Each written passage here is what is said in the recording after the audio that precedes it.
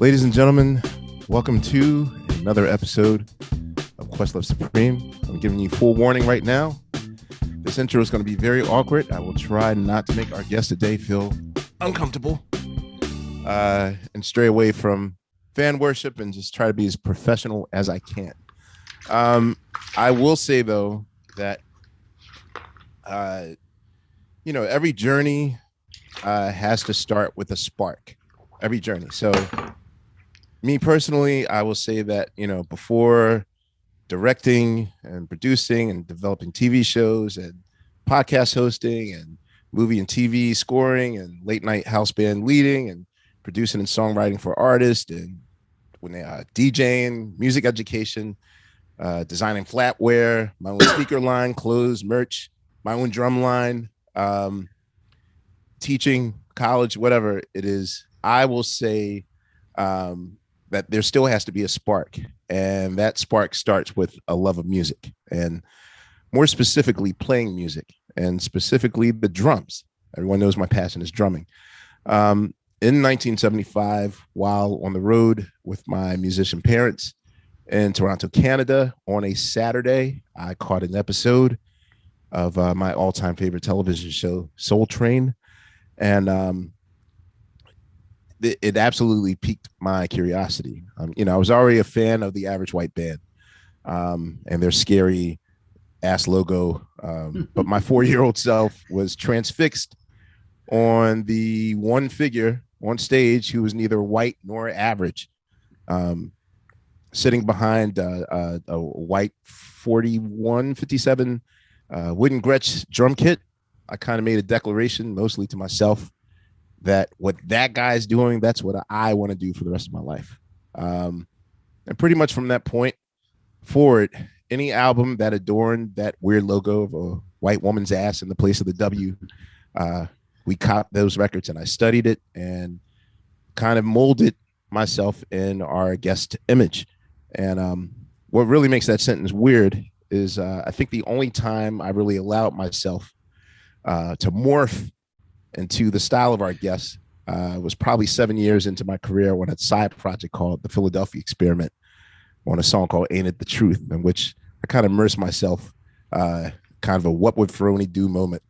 And look, if I'm talking too much advanced math, I'm going to slow down. Look, even on a hip hop level, his drums are everywhere. Nas's Halftime, Eric B. and Rakim's Microphone Fiend, TLC's Ain't Too Proud to Beg, A Tribe Called Quest, Check the Rhyme, NWA's If It Ain't Rough, It Ain't Right, Gangstar's Gotta Get Over, Brand Nubian, Word is Bond, Jungle Brothers, The Promo, Chill Rob G's Dope Rhythms, Chill Rob G's Dope Rhymes, Stardust, Music Sounds Better With You, Kanye West, Through the Wire, Mary J. Blige, Love Is All We Need, and Love Without a Limit, P. Rock and CL Smooth's Take You There, B.I.G.'s Notorious. But not even just the samples, just the iconic songs. I'm Every Woman, Clouds, What You Gonna Do For Me, All Night Thing, On the Wings of Love, Tears in Heaven, Lover Girl, Earth Song, Keep Rising to the Top, Glow. And name all the iconic artists. They're not official until he's the timekeeper. So name them: Freddie King, Brian Auger, Bloodstone, Bette Midler, Aretha Franklin, Sherlyn, Paul Simon, Melissa Manchester. I told you it's going to get awkward, Steven. Christine McVie, Scritti Politti, Mick Jagger, Patty Austin, George Benson, People Bryson, Jennifer Holliday, Duran Duran, Al Jarreau, Howard Jones, Cyndi Lauper, Anita Baker, George Harrison, Etta James, Marcus Miller, Brian Ferry, Tracy Chapman, Johnny Cash, Ziggy Marley, Slash, Stevie Nicks, Leanne Rimes, Steve Perry, and of course, Tom Petty and the Heartbreakers. I will say that pretty much, this guy is my hero. Even before Prince, before Michael Jackson, I've been dying to have a conversation with a person that gave me the spark to fall in love with music. Thank you very much for talking to me, Steve Ferrone. All right, that wasn't too awkward, right? It was just a 5-minute intro. No, that was pretty cool. There's a lot of people I didn't even know that. No, when we did the Elvis Costello episode, my engineer Steve, his intro was about 24 minutes. So my initial intro was like 17, but I cut it down to a good 5. But You I will say, you missed one of my favorite rap groups though. which Uh, one? uh, it's what they call it? Oh, I gotta look it up. Oh God, what was it? What was it? AMG. Really? AMG? That's wow. AMG. Wow. Yeah. Okay. I didn't It's, hear that. it's like a Janine. They used Schoolboy Crush Okay. for Yeah. Janine the Reprise. All right. Wow. I You're highly aware of how you get utilized. love them. Now what I'll say that's weird about this moment is the first time that you and I were supposed to talk for Questlove Supreme was on March 15th, 2020, which is kind of officially the day the world shut down because of COVID. Everything stopped.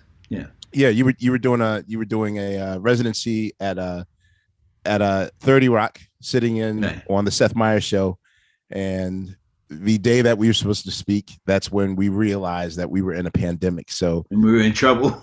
yeah, we had to put that on ice. Now, what's even weirder is, I had been begging and begging and begging and begging, John Mayer and his people, like, when you come to New York, I gotta go to the show. So, to really enjoy the experience, so to speak. Our listeners know that in the pandemic, I started microdosing. So, I was in my zone. I arrived at Madison Square Garden. I was ready to really take in the music and enjoy the show.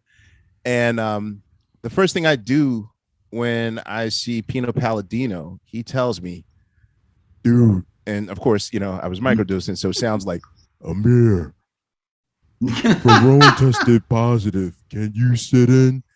And I was like, huh? What? Like, and literally, I was like, well, let me see the set list. And I was like, wait a minute. I have to learn 15 songs in how many minutes? And they're like, 47 minutes. So literally, I was like, oh no, I'm in trouble. So, it's like I didn't get to talk to you, but I got to play on your drum set. And what's even weirder is that after 2.5 years of avoiding this dodgeball of a virus, today I finally tested positive. So, oh, congratulations! Welcome to the club. All right, yeah, we're connected, man. We are connected. Oh my God, how you feeling? You know what? It's like having the sniffles. Like, I was expecting my taste to go away and all that stuff. I'm having a ball, man. I'm gonna stay in bed all week. I'm watching movies. I'm gonna work. I'm working on the Sly and the Family Stone documentary now. So, I'm in fine health. I couldn't be happier. Oh, before I forget, congratulations on the Oscar. All right, my man. Thank you so much. Fantastic. You work hard. You work way too hard for me. Well, I don't work hard, but I work fun. Where are you right now as we speak? I'm at a friend of mine's house in Burbank because my house is being torn apart by contractors. Okay, we have a lot in common. Yeah. I also purchased a farm about 1.5 years ago, and I'm still. It's almost in money pit territory. So contractors, are working on these. I had to fire my contractor yesterday. God, let's not go into that. Same. You too? No, dog. Same. What is it with these guys, man? I got the house 2 years ago, and now we're still waiting for it. I just had to freeze it. So I'll work. It was just way too much money to invest in it, so I gotta wait until maybe October. So it'll probably be 3 years before I get inside my house. It'll get done when it's supposed to get done. That's all I can say. Absolutely right. Yeah. So I start off with every episode with the first 5 basic questions. Number one, for our listening audience, could you tell us where you were born? Yeah, I was born in Brighton, in England, on the south coast of England, about an hour south of London.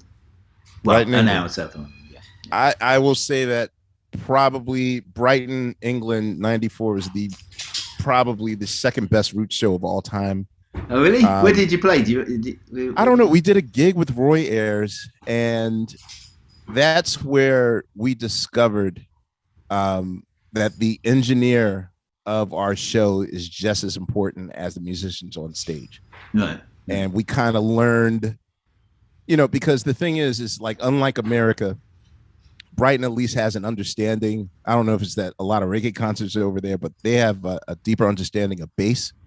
And we realize, like, we would just push the sound limit. Like the average show, if you trust the sound company, maybe you're allowed to do like 102 dBs, maybe 108 dBs. Like we were 140 dBs. We weren't loud, but we just had a lot of bass. And so at the point where the audience was holding their stomach, like, they were getting a colonic. They like that in Brighton. Yeah, but still dancing, we realized, like, we have to be the most offensively loudest band in music. And so, we maybe the first 3 years we were like everyone's nightmare, but nothing compares to that one night with Roy Ayers in 1994 in Brighton. Like, I know you just celebrated a birthday. Yeah, 72. Yes, happy belated. Thank you. So I know that you were born in 1950. Now, you weren't born in the States, dealing with Jim Crow, Deep South racism, but absolutely, I'm certain that it was alive and well across the world. But what does it mean to grow up, at least for the first 10 years of your life, in Brighton? Like, what experiences did you have? There's a photograph. It's not around here. I wish I had it with me. It was in my house. There's a photograph of me at school. I was like the only black kid in school. Wow. And we were watching a Punch and Judy show, and guess what? We were all just having fun. It didn't really come into it. Didn't come into the question that I was a different color ever. I mean, when I was little. Okay. Until one day that I was out with my friends and we were playing. I lived in a row of houses, and on a street, and then there was this alleyway that led up to this little cottage, and then there was this crescent with big houses, and in this cottage at the top of this little alleyway, there was a guy that was a retired Harley Street surgeon. And so we used to play up there. Was a couple of trees, and we'd play cowboys and Indians and stuff, and we got a bit too close to this guy's house, and he came out with a sword stick, and he pulled this sword stick, and he said, "Get out of here!" Making all that noise, man. And he looked right at me with this sort of pointless sign. He said, "You too, you black bastard." And I had no idea what it was that he said. Right? I didn't know what that meant, but I felt it. And I burst into tears, and I ran home, and I told my grandmother, who you were living with your grandparents. I was living with my grandparents and my mom, yeah. Okay. And my mom, my father was from West Africa, from Sierra Leone. Wow. Okay. But he was never around. I mean, he showed up when I was 9 for a couple of days. That was about it. Okay. But my grandmother then got my grandfather and did one of those defend my honor things. Oh, you went to the house. He went to the house, and my grandfather went up there and grabbed this guy and put him up against the wall and said, "Don't you ever talk to my grandson like that again." But oh wow, the way that it got explained to me at that point in time, I think probably I was maybe 5 or 6 years old as a little kid. My mother said to me that she said, "You know what? There's people out there that think that way, and they're to be pitied," which was something that wasn't desirable as far as I didn't want to ever be pitied, so anyway, so that's the way I kind of looked at it. But yes, you're absolutely right. There's a big difference. The big difference, I believe, that those social problems have bruised Black America, right. and I see that, and I see it, and it's different for me because slavery never came into it. Wow, that's amazing. I can't even imagine a life. There's racism. Yes, slavery didn't. No, right. I think there's a difference in the way that things. It's weird. So in the States, I'm part of a 1%. There's 1% of African Americans that can trace their family name, their slave ship, and where they came from. Mm-hmm. I'm in that lucky few. I also found out that LL Cool J there was 2% of African Americans that had nothing to do with slavery. I guess his family settled in a place in Ohio Mm-hmm. that just didn't have slavery, Right. and like somehow he was able to, his family was able to avoid any of that strife, which is, Mm. kind of a rare thing. Can you tell me what your first musical memory was? Well, what I was told Mm-hmm. was that I used to sit in a high chair, and we didn't have TV back then. We had radio, Okay. and I'd sit in a high chair with my spoon eating, and then some music would come on, and I'd start banging my spoon on the high chair table there to just keep in time with whatever music was on the radio, and that was when they decided that my grandmother and my mother decided that I needed to channel that ability somewhere. So my grandmother was a big fan of tap dancing. She loved Fred Astaire and Yeah. Gene Kelly and Tic Tac Toe and those guys. She was aware of them, and so she sent me to tap dancing school when I was about as soon as I could walk. When I was about 3 years old. Yeah, I was going to say, I just discovered that about you maybe a week ago when I was doing my research, and that's kind of my entry into drums. I went to a performing arts school in the first grade, and it was one of those situations where you go to your drum lesson and the drums are right there, and you're sort of like, let me at him, let me at him. And they're like, nope. And they point to a practice pad on the corner, and you got to learn like your movements. Like, it's almost like I had to practice to work my way up to the drum set. But even before I got to the practice pad, yeah, I had to take tap dance. So, Yeah. Well, Uh, all that Bojangles, Me and My Shadow, like all, like I was a hoofer. Like, Right. Were you good at it? I was pretty good at it. Yeah, I was pretty good at it. Yeah, I won medals and stuff. really. Can you still hoof now, or is that No, I had a knee replacement. Okay. I got that line on my feet anymore, but yeah, I can do a time step still. Okay. Yeah, like around maybe age 9 or age 10, I kind of eased out of that and just became strictly like music. Well, I have to say that my first like my moment that you had, that you said that you had with Average White Band, Mhm. I had when I was about 5 years old. My parents used to take me. They used to take me. We had this.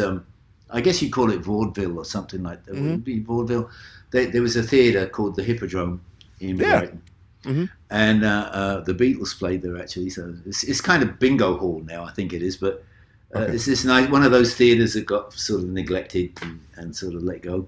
Little theatre, and they used to take me there to see these shows, and usually it was comedians and be a pantomime at Christmas and stuff, and they took me there to see this show, and there was a band. A close harmony group called the Deep River Boys.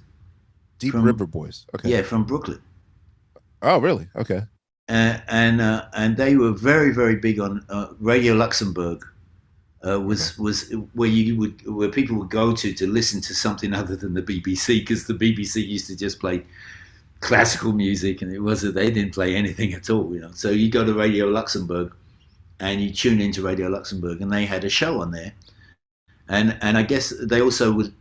It was also a show that was good for like the American forces were all over Europe at that point. They had bases in France and Germany, and so they used to be on the American forces broadcasting, but they had a regular show on this, and they on Radio Luxembourg, and they appeared at the Hippodrome. So my parents took me down there. And they did it was kind of like gospel music, but I'd never heard anything like that, and I got really excited and started dancing around in the audience, right, listening to this music. It's like, what's this? Oh wow, okay. It's like when you find vanilla ice cream, you give a vanilla ice cream to a baby. First time they have it, they're like, why didn't you give me this before? You gave me all this baby food. Where was this vanilla ice cream? Well, that was what I got from their music. Okay. And they sent their manager. They took me and they brought me backstage and befriended me. They made me Really? Deep River Boys #6, Oh, and okay. that was the time. That was when I found out that I was black. Oh, word. Okay. Yeah, I had no idea. I had no idea that I was black until I went and saw these guys, and they took me back.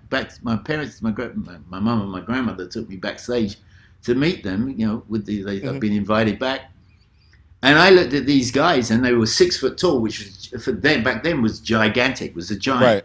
Hmm. you know. And I said, "Wow, I wish I could be black like you guys." Well, I did color. We used the word back then. We never said black was colored because it was respectful. It was disrespectful to say black back then. Yeah, I know. So we said, I wish I was colored like you. And this guy Harry Douglas, who I stayed in touch with for years. He passed away some time ago. Oh, you maintained a friendship with them.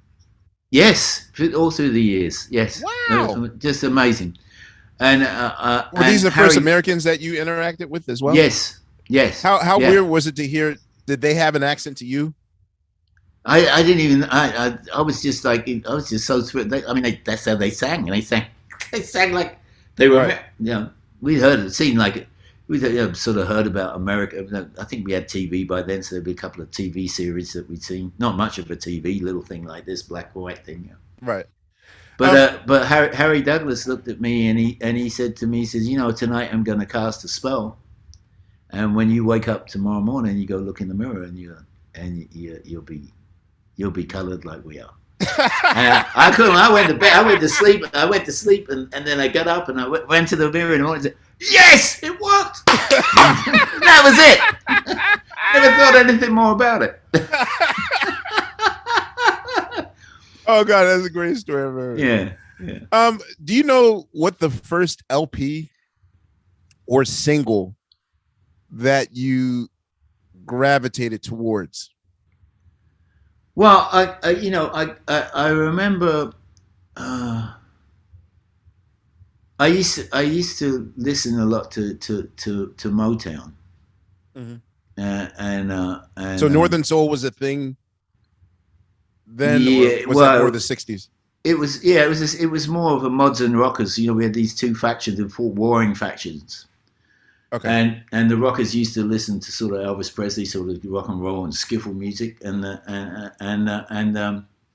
mods used to listen to the Who and Motown. Okay. And that was funny because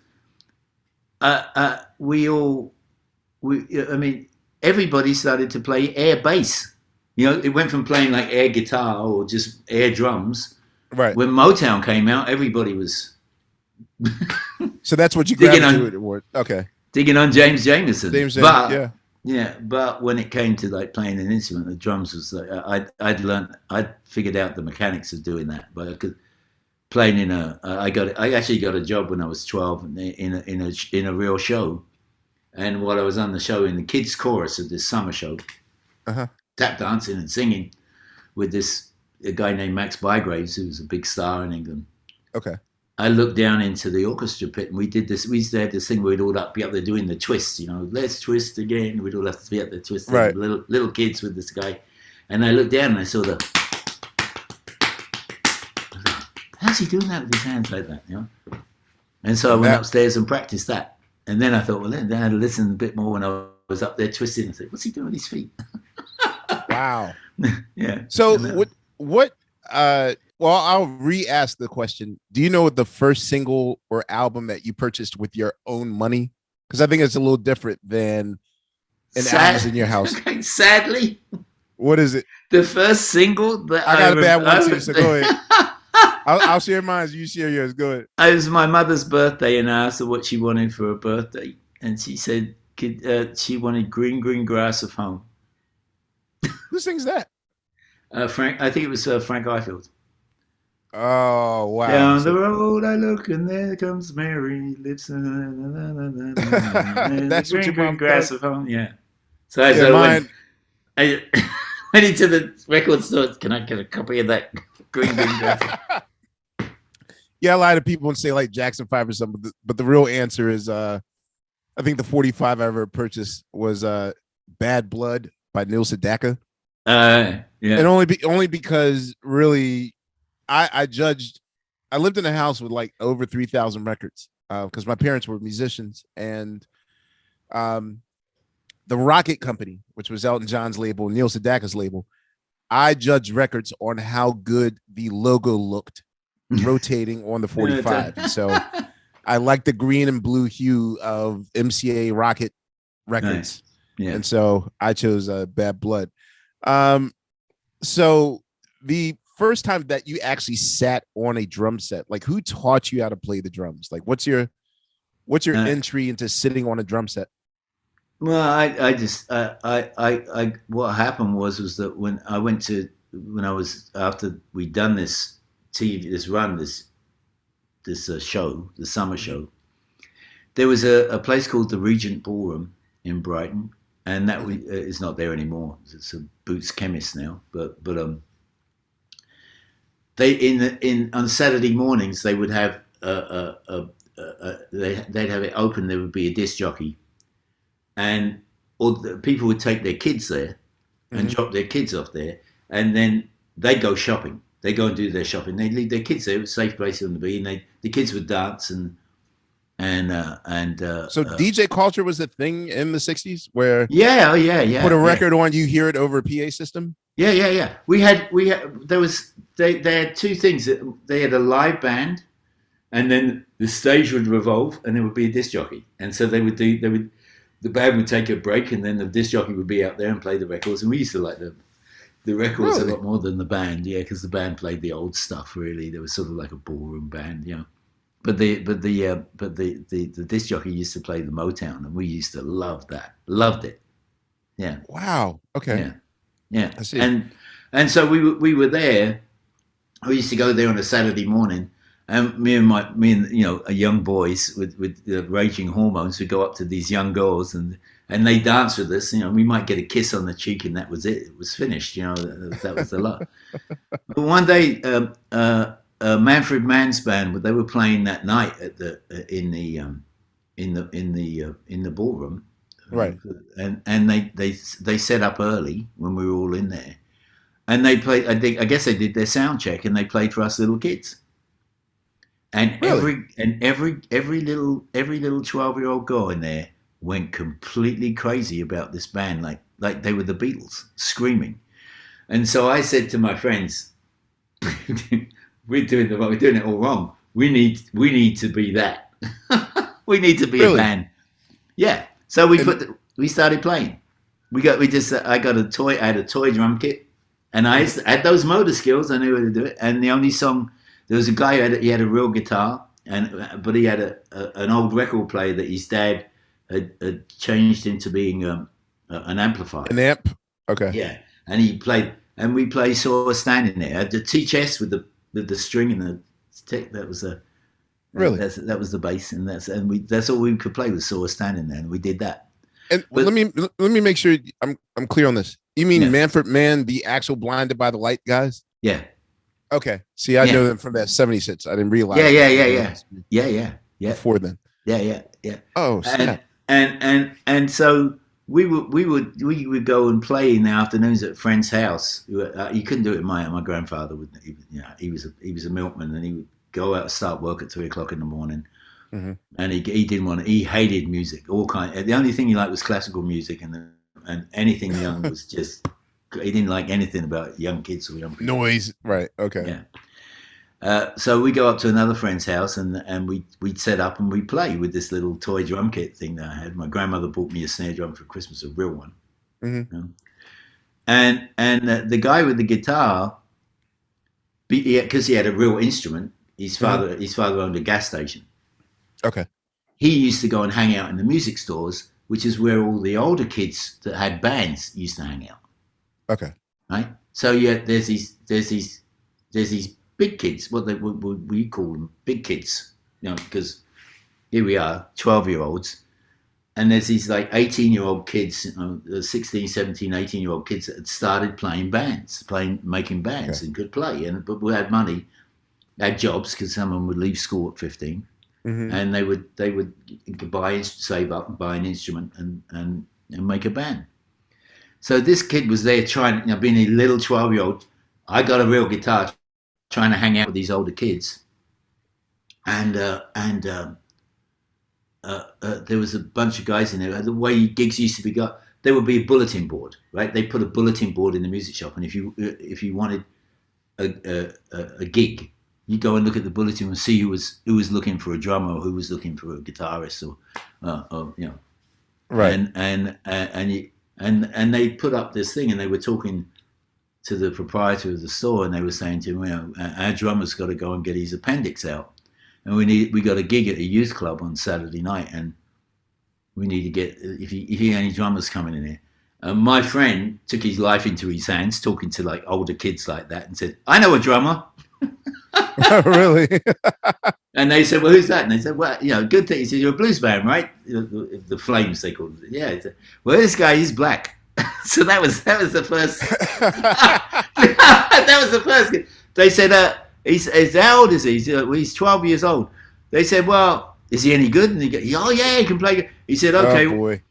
Have him come over and meet us at this house. And so this kid, and with no telephone, right. It was, he had to come over to my house. He said, hey, there's these big kids, and they got a band, and they're looking for a drummer.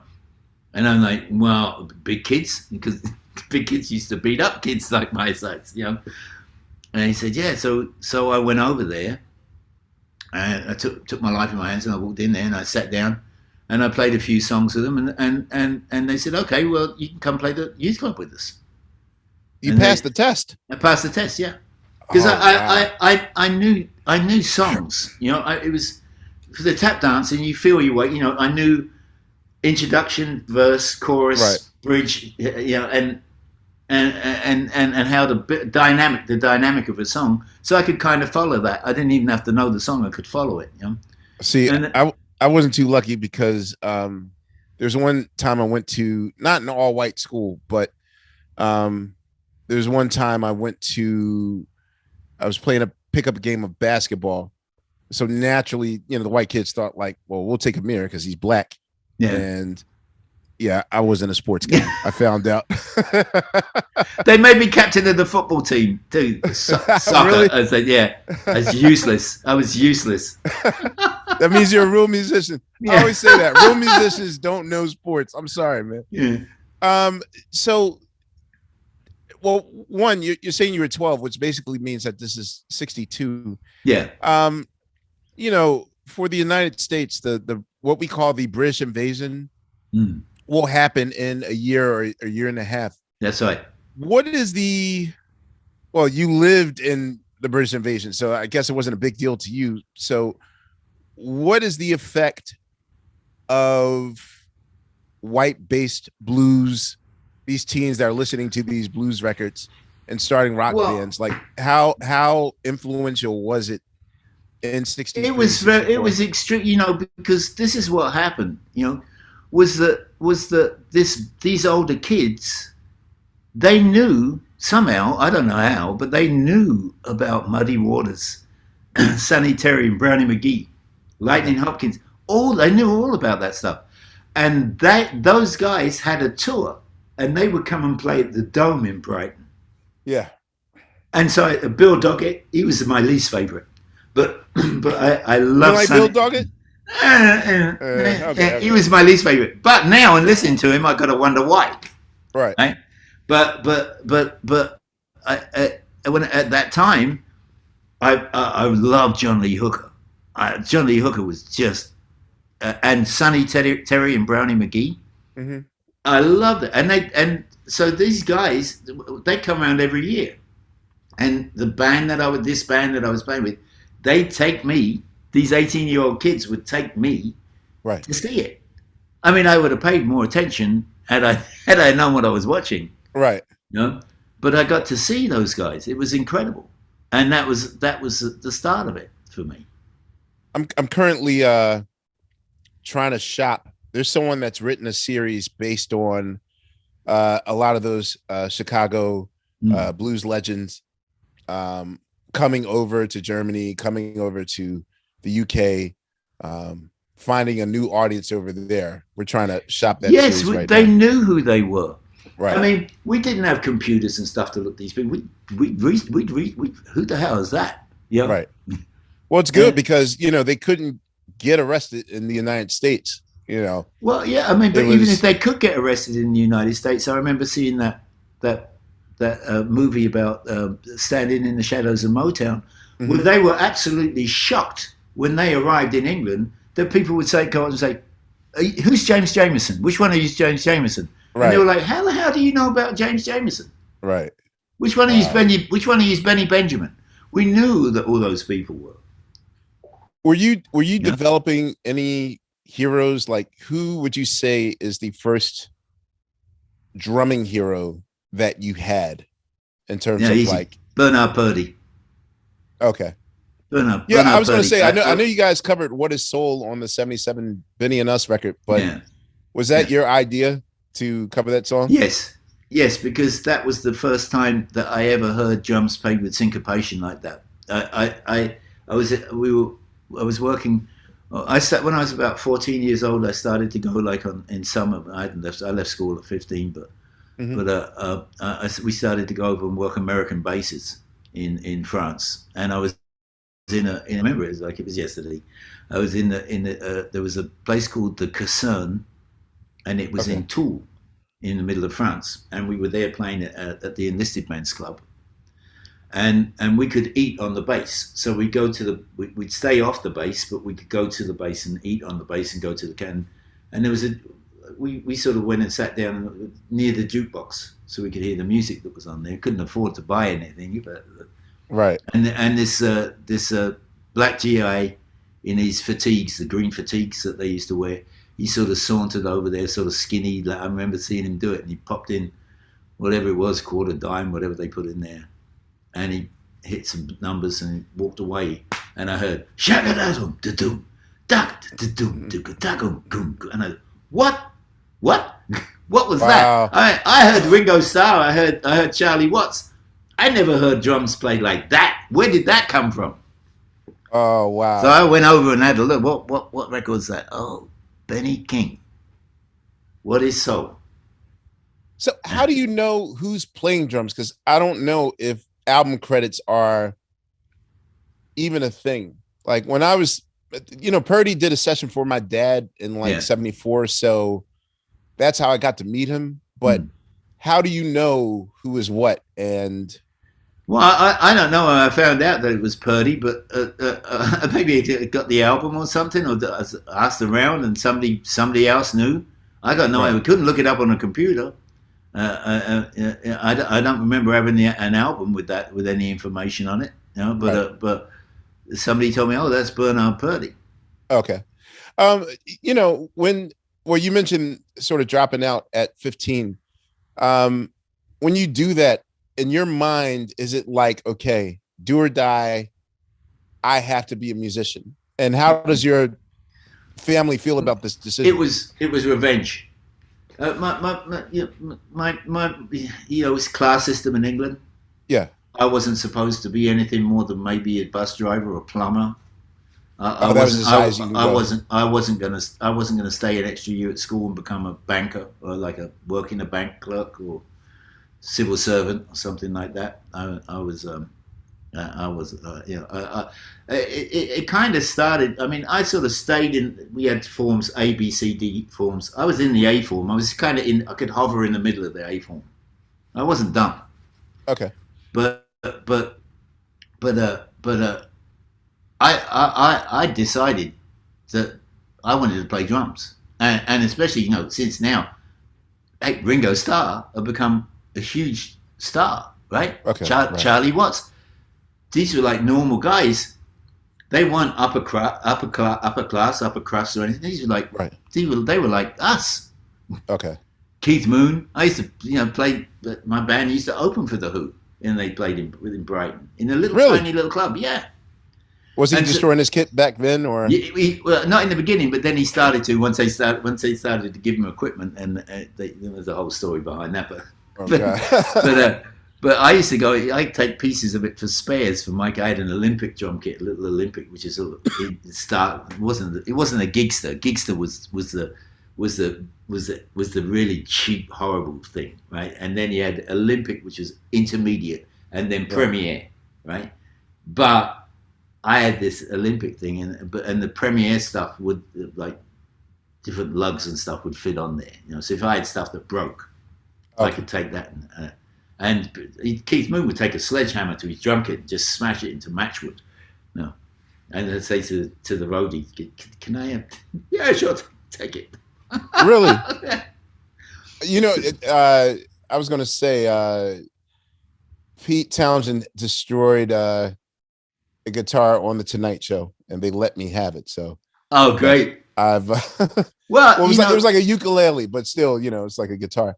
Like I'm saying, though, that this was peers that were doing it. So when they started to ask me when I was like 14 years old, you know, what do you want to do when you leave school? And I said, I want to be a drummer. I want to play the drums. And they said, you can't do that. And I said, why not? And they said, well, because it's not a real job. So I said, well, Ringo Starr does it. You know, Charlie Watts does it. Yeah, but you're not Ringo Starr. And then they started to call me Ringo. And I used to play football. I was, like I said, they made me captain, but I wasn't any good at the captain. Right. I used to box at school. I was pretty good boxing. Okay. Wait, there was boxing curriculum in high school? Yeah, oh yeah. Until one kid got killed, and then they stopped it. That was a couple of years after I left school. But we had boxing at school, and I was always all right at that. And I used to do that for the school, and I used to run track at school. But when they started to mock me about what I wanted to do about music, then I went on strike, and I said, right, that's it. I'm going to play music. I'm not going to do this anymore. And I rebelled, complete rebellion. I'd go into exams, and I'd sit there, and they'd say, you got 5 minutes to just read the stuff through. I'd sit there, and then they'd ring the bell and say, okay, start working. I put up my hand and say, can't do it. Wow. And I say, can't do it. It's too difficult. Can't do it. Well, try. I don't want to. And they wouldn't want to argue with me, so they'd just say, okay, get out. And I'd leave. I'd go play drums. How did your family feel about this? Didn't bother them. Okay. I wasn't destined. Like I said, I was destined to come out and get a job in a factory, or in my class where I came from. That was my destiny, was to be Could you make a laborer? What was considered making a good living as a musician, at least at that point in your life? £9 a week would have been a fortune. When I left school and got a job, I was earning like £4 a week. £4 went a lot farther than it does now, but because of inflation, yes. Yeah, okay. But it was still very little money. I give about £1.50 to my mum for rent and really, yeah, okay. Yeah, so that's how I was brought up. Got to pay your way. Yeah, same thing. So eventually, I know, in your mind, is the goal to make it in America? Is the goal to get on the radio? Is the goal to play a large theater? Like, what's the first I never had step in you making it? Never really had any particular ambition at all in anything except to play music and make a living at it. I mean, I did the starving musician bit in London, and with a couple of guys. We lived in a one bedroom wasn't even an apartment, a room, right? And we're starving musicians, and there's some people would live off the charity of people and go and hang out and get picked up for the odd gig here and there. Okay. I think the object really was just to get to a place where you could afford to pay your rent and get a place to live, and not even I didn't have any ambition as far as like private jets or right. 5-star what we have now. Yeah. What what is rent a month in? Okay, let's say like you're now 18 Yeah. in 1968. What is rent a month in the UK? Oh, maybe £2-3 a week, maybe something like Okay, that. Yeah, so not you a can make lot. that on a gig. Yeah, yeah. So when the sort of psychedelic movement eases in, or at least like by post 1966, like when the Beatles start experimenting, when Hendrix is starting to come over to make a mark, um, is this affecting you at all in your musicianship? Like, are Oh, you absolutely. I mean, yeah. I mean, it was wonder. It was a wonder. The '60s was a wonderful time. As far as like music, fashion. You know, uh, uh, so were you a hippie? No, I was. Well, I started off when that, like I said, the boring mods and rockers. Right. I thought, well, this all started like a Easter Sunday down at the beach, and Okay. and I thought, well, who's going to win? The rockers, they get, so I sort of put on some rocker garb, whatever, as close as I could get to rocker garb, and I went down to the beach, and there were thousands and thousands of mods. So I went back home and I put on some Levi's and a white T-shirt, Hmm.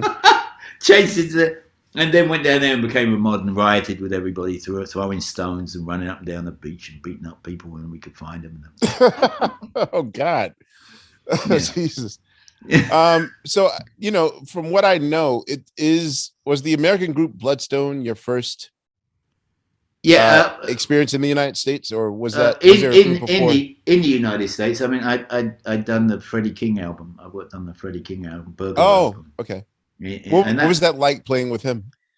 it's incredible.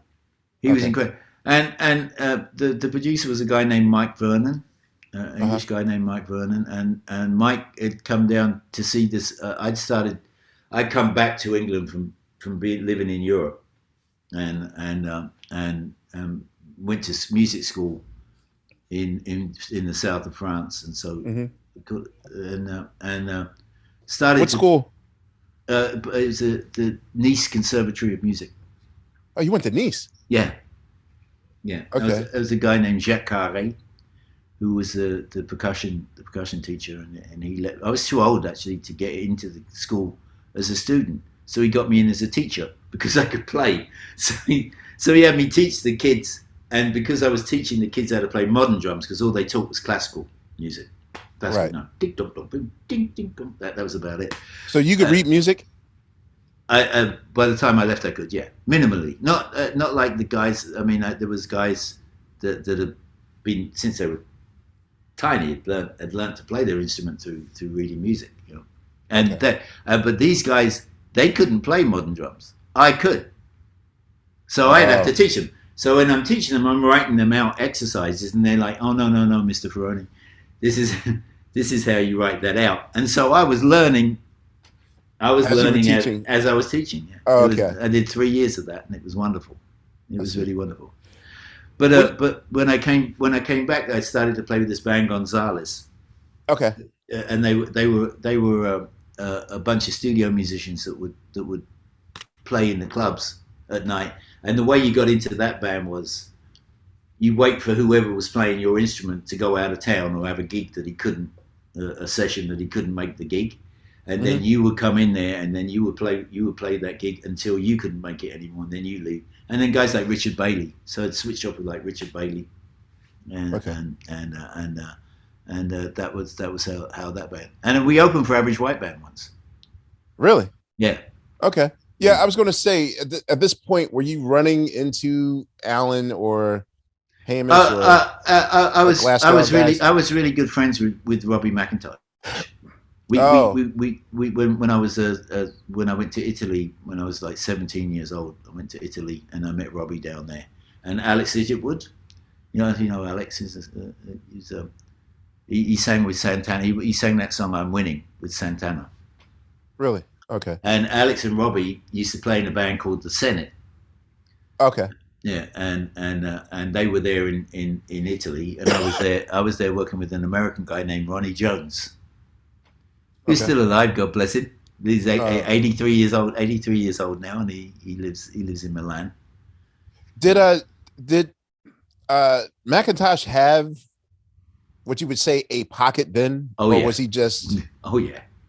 Oh, We really? we he came up with listening to the same stuff as I did. You know, it's funny.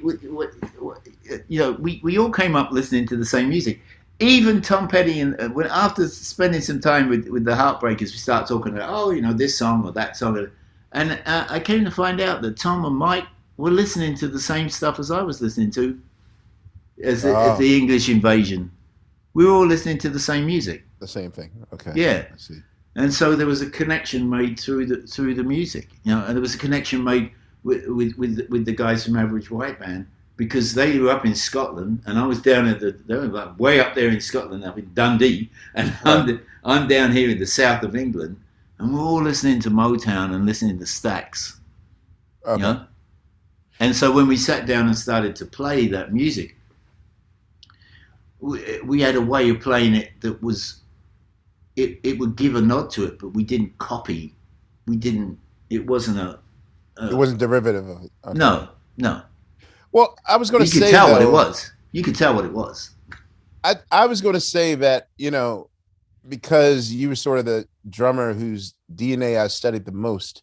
Hmm. Always wanted to know this, the sort of trick, or at least your signature feel, which I kind of believe maybe Purdy did it first. The infamous "get that pss, pss, pss," Ah, yeah, yeah. That's Purdy. is okay. I was going to say Yeah, you heard Purdy do that, and then that just instantly became part of your DNA. absolutely. Yeah. Okay. And then the other hi hat stuff. The more. I got that from Stevie Wonder. It's so funny. Oh, okay. I'm glad Yeah, I'm talking to you. yeah. Well, any, Keep I, on I, running, I might be. running from I was going my to say, love. quote unquote, I might be, quote unquote, working on a Stevie Wonder project as well. And Stevie to me, I don't know any besides James Gatson and maybe Bonzo. Mm, I don't know another drummer who I define more with his cymbal work. mm. You know, like all music of my mind, just the sloppiness of like love having you around and I just miss that when he started programming drums. I miss ah, that so much. I It's know. like, please Like I just love when he's sloppy and just all over the uh, place. I think it's also the fact that he would sort of Motown style overdub those tom toms and overdub those yeah. hi hat feels that it sounds super intense because it just sounds like he's playing it within an inch of his life. Oh man, it's wonderful. It's So that's wonderful stuff. what was the first American city that you arrived in, In New York. and what was your first impression of America? Wow. Really? I remember landing. I remember landing at the airport, and I had my drum kit on a cart, right? And Right. I don't think I had a work permit. What? And I came through, and this customs guy looked at it and he said, "What are you doing?" I said, "Oh, we're just here like on vacation." And he said, "Oh, okay." He says, "Your first time here visiting?" I don't know. It was because I had an English accent, because back then it was kind of unique for a black guy to speak with an English accent, you know. Right. Exactly. And he said, and he said to me, he said, "Have you got any drugs?" And I said, "No, I haven't got any drugs." He said, "No." And he said, "There's plenty through that door. Welcome to New York." That just, Really? And that was that. and that was that. So that's the question I always wanted to know. Obviously, And I I tell come. you, Sixth Avenue. We were riding up Sixth Avenue, Yeah. and I remember, wow, wow, Just look at looking this. out and amazed. Yeah, yeah, Yeah, yeah. I was going to say, when is the era of backline? Like, were you expected to provide your own gear, your own drums? Are you setting up your Yeah. own gear? Was there a roadie back in the day, or were you setting up your own No. stuff? Well, there were a couple of roadies, but they would help. But you know, we all have to really sort of take care of our own stuff. Okay. All right. A question I always wanted to know. I'm very big and heavy on social media, and to be big and heavy on social media means like eventually you're going to upset somebody. Mm. And I had my first celebrity upset moment in the form of angering. I don't even know if I want to remind her that I'm the person she cursed out, because I don't know if Cher wants to know what a Questlove was or whatever. But Yeah. I've heard many accounts of how Robbie passed away and how you Mm. got into the group, Yeah. but I'd never heard an official version from an official band member. How did Robbie pass away, and how did you get the gig for the Average White Band? Well, Robbie and I were friends. I was supposed to go to that party. I was supposed to meet him at that party, but Okay. I was doing the film, with this film. Bloodstone, you're in that Bloodstone. movie? No, I played. Well, I might be in there, but I did the music for it. So Did it ever come out? yes, yes, I think I have it. I think I got it. I found it on Oh my eBay. God. Okay. Yeah, Yeah, train ride they to Hollywood. yes, Yeah, when they were promoting that album on Soul Train, Don Cornelius showed like a minute of the clip where they're riding in a train and they're in the yeah, bunkers and yeah. doing show tunes and whatnot. And Right. so It's a funny. I mean, I had to go there and be on set with them, and then we would do record music, and so you're all over that record. yeah, Wow. That's yeah. not you on Natural High. Money's but no, Okay. that's not me on myself. But money, badass. Somebody actually sent it to me. That's why I started looking for it. I forgot all about it. Wow. We did that. All the best things in life are free. Right. I Yeah, get it. we did that. What was I So talking about? oh Rob, I wanted to know how Robbie officially passed away. Oh, right. So I was doing that, and they were playing it. They were doing a run at the Troubadour, and Robbie called me Okay. up and he said, "Come on, man, come on, going to be a party on the, I think it was Sunday night or something." I Right. said, "I got to work. If I can, I'll be there." And as fate would have it, I didn't go. Okay. And the next morning I woke up and my drum tech then, guy that was working for me, a guy named Terry Merchant, Mm-hmm. he said, "Hey Steve, Robbie's dead." And I said, Yikes. "What, dead drunk?" Because Robbie and I used to go out drinking together. Robbie Right. was a hell of a drinker. Mm-hmm. And he said, no, he's dead. He died of an overdose. So Robbie wasn't so much of a drug taker. I could say he wasn't so much of a drug. He's more of a drinker. Right.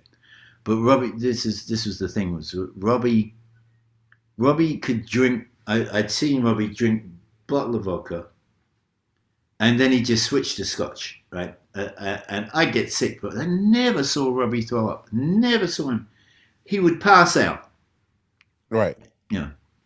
And from my understanding, because I wasn't there for a lot, when the whole, I was just there for the aftermath, was that he was at this party and everybody did this. Some guy was saying, here's some cocaine, Right. and so and Robbie wouldn't do anything small. He was not that sort of a person either. He went bigger, Yeah, went he home. went Right. and he went bigger, and everybody else that did it got sick, and Robbie went home, went to sleep, and it stayed in his system. It was heroin, and it was cut with strychnine, and it killed him. Jesus It's Christ. that simple. Um, I mean, we talk a lot about accidental drug overdoses. Sometimes. I mean, listen, the house I'm staying in at the moment, there was 3 guys that died of fentanyl overdoses, and one of those guys was his nephew. right. And accidental. I don't think anybody does any of that stuff to die. I mean, if they Right. want to do that, they say, I'll write a suicide note. Right. Exactly. And this, you did this to me, and then they just do an enormous lot and they die. And I think they would recreational. I don't think that this guy even had a problem, and I think it was just 3 buddies that decided to go and mess around. Let's try that stuff and see what it does. And Unfortunately, yeah, he it's succumbed killer. It wasn't like that in the '60s. I can tell you that right now. But I don't think any of the drugs nowadays are like they were in the '60s and '70s. And Right. it's a different animal. So Robbie it was a tragic accident. It was a lot of pain. It's probably still being felt today. I hadn't spoken to his widow in over 20 years, and she called me last week from Really? yeah, Wow. Edith, and she was telling me that she just now has come to terms with the fact to be able to just say, this is what it was, and not much point running around feeling resentment. Years of running around feeling resentment, you just make yourself sick. That broke her heart for all those years, 45 years. It just wow. Yeah, she remarried, but still pain in the heart. Yeah, still painful. Yeah, Robbie was a great guy, a great drummer, and a great guy. Yeah. How long does time go by before you're getting the phone call to join the Average White Band? And before they call you, are they trying to at least maintain the status of the name of the group and find a white guy that's funky? No. Well, I tell you what happened was that when I found out about Robbie being dead, I got hold of Hamish, and I went over to the hotel and sat over at the hotel with everybody, and we were all drinking because that's what we did with the Scots.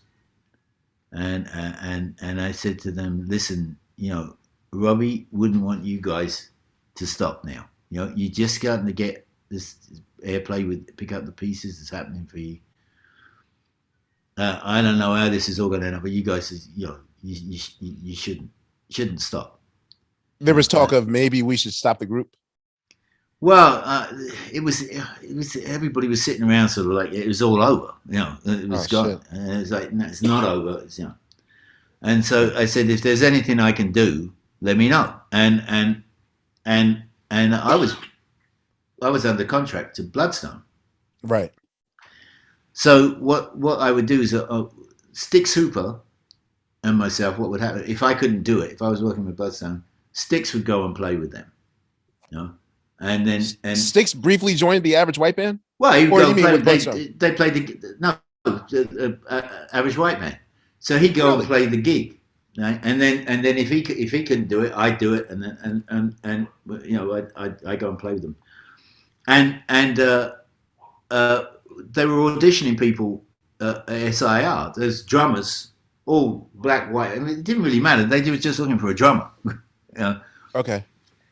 And we go to me. Oh, go ahead. Styx and I would go to the auditions, and we'd sit there in the SIR, and the drummer would come in, they start playing with them, and they'd say, okay, no, that ain't working. And they would get more and more depressed, And so either Styx or myself would go up and we'd jam with them, and they'd come back to life again, and then they'd wheel in another drummer, and then we'd sit there and we'd watch them, and they would go down. And any drummer of note that tried to audition for the band that didn't make it? Nobody that I knew, but there was a lot of kids wanting to play. There were, it was a big audition to go to, and so I had to play this gig with them down at Long Beach Arena, at the old Long Beach Arena, and we down there, we sit down, we come out, we start to play. I remember at this gig, there were all sort of like kind of static audience. They weren't really doing too much, and then there was this one. I saw this one guy sort of started to rock, So I sort of honed in on him, and it kind of spread out from him. And by the end of the show, everybody was like dancing and going crazy, and it was a great show. And I came off the stage, and this little fella came walking up to me, dapper. He was really well dressed and nice, little beard. He walked up to me and he said, "You got to be in the band." And I said, "I'd love to be in the band, but I'm under contract to another band. I can't do it." And he said, "You're out of that band and you're in the band." And then he walked off. And Bruce McCaskill was the manager at the time of the band. I said, "Bruce, who the hell's that?" And he said, "Oh, that's Ahmed Erdogan." Ahmed Erdogan. Nice. And I was out of that contract, and I was in Average White Band, just like that. No litigation, no anything. No. I know. I mean, I just never worked that way. I've never been one for contracts. Give you their blessings. Yeah, it was fine. Everything was great. It all went really, went really well. I mean, they gave me a company car, and I returned the company car, Right. and everything. There was good luck with that. They were all very nice. And So for our listeners out there, it's very common now. We live in the age where, some would probably say the most skilled rapper is a white guy. Kind of the novelty of like, damn, that white boy's got soul kind of went out with the 80s. It's occasional, Tina Marie or, the Beastie Boys or Third Base or groups like that.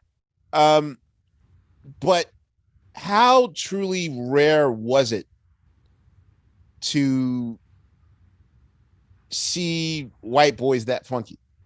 Or even more than that? I mean, Alan Gorey clearly is of the ilk of Ray Charles. mm.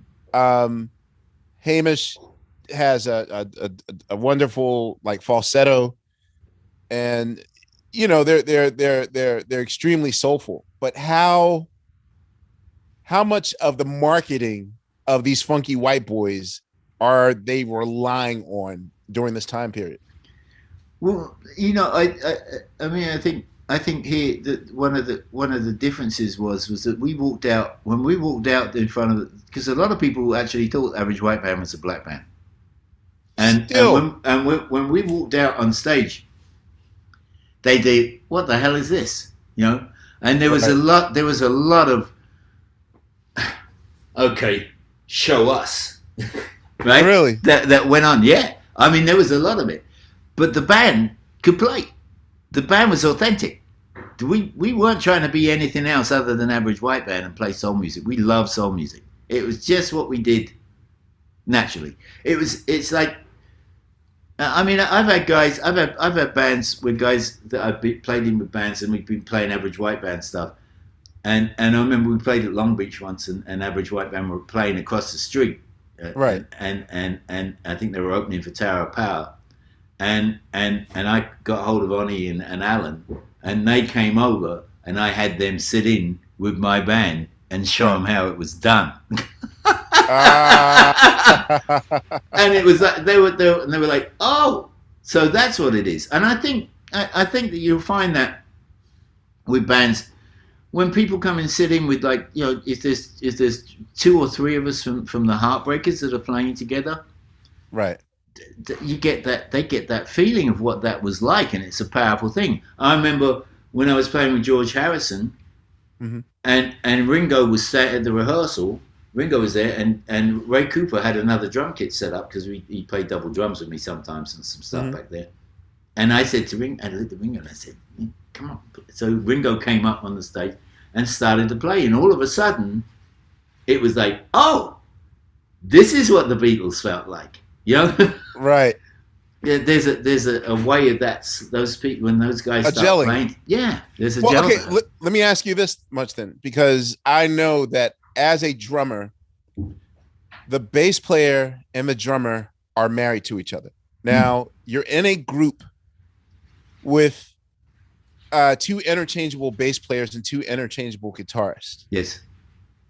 Who do you prefer on bass and who do you prefer on guitar? Do you prefer So, Alan Gorey on bass or Hamish Stewart on bass? well, they're both different. They both play different things. Alan had like a real nice round sound with the bass, and Hamish had this sort of more aggressive sort of like Schoolboy Crush sort of way of playing the bass. He would play with a pick, correct? Yeah, Okay. yeah.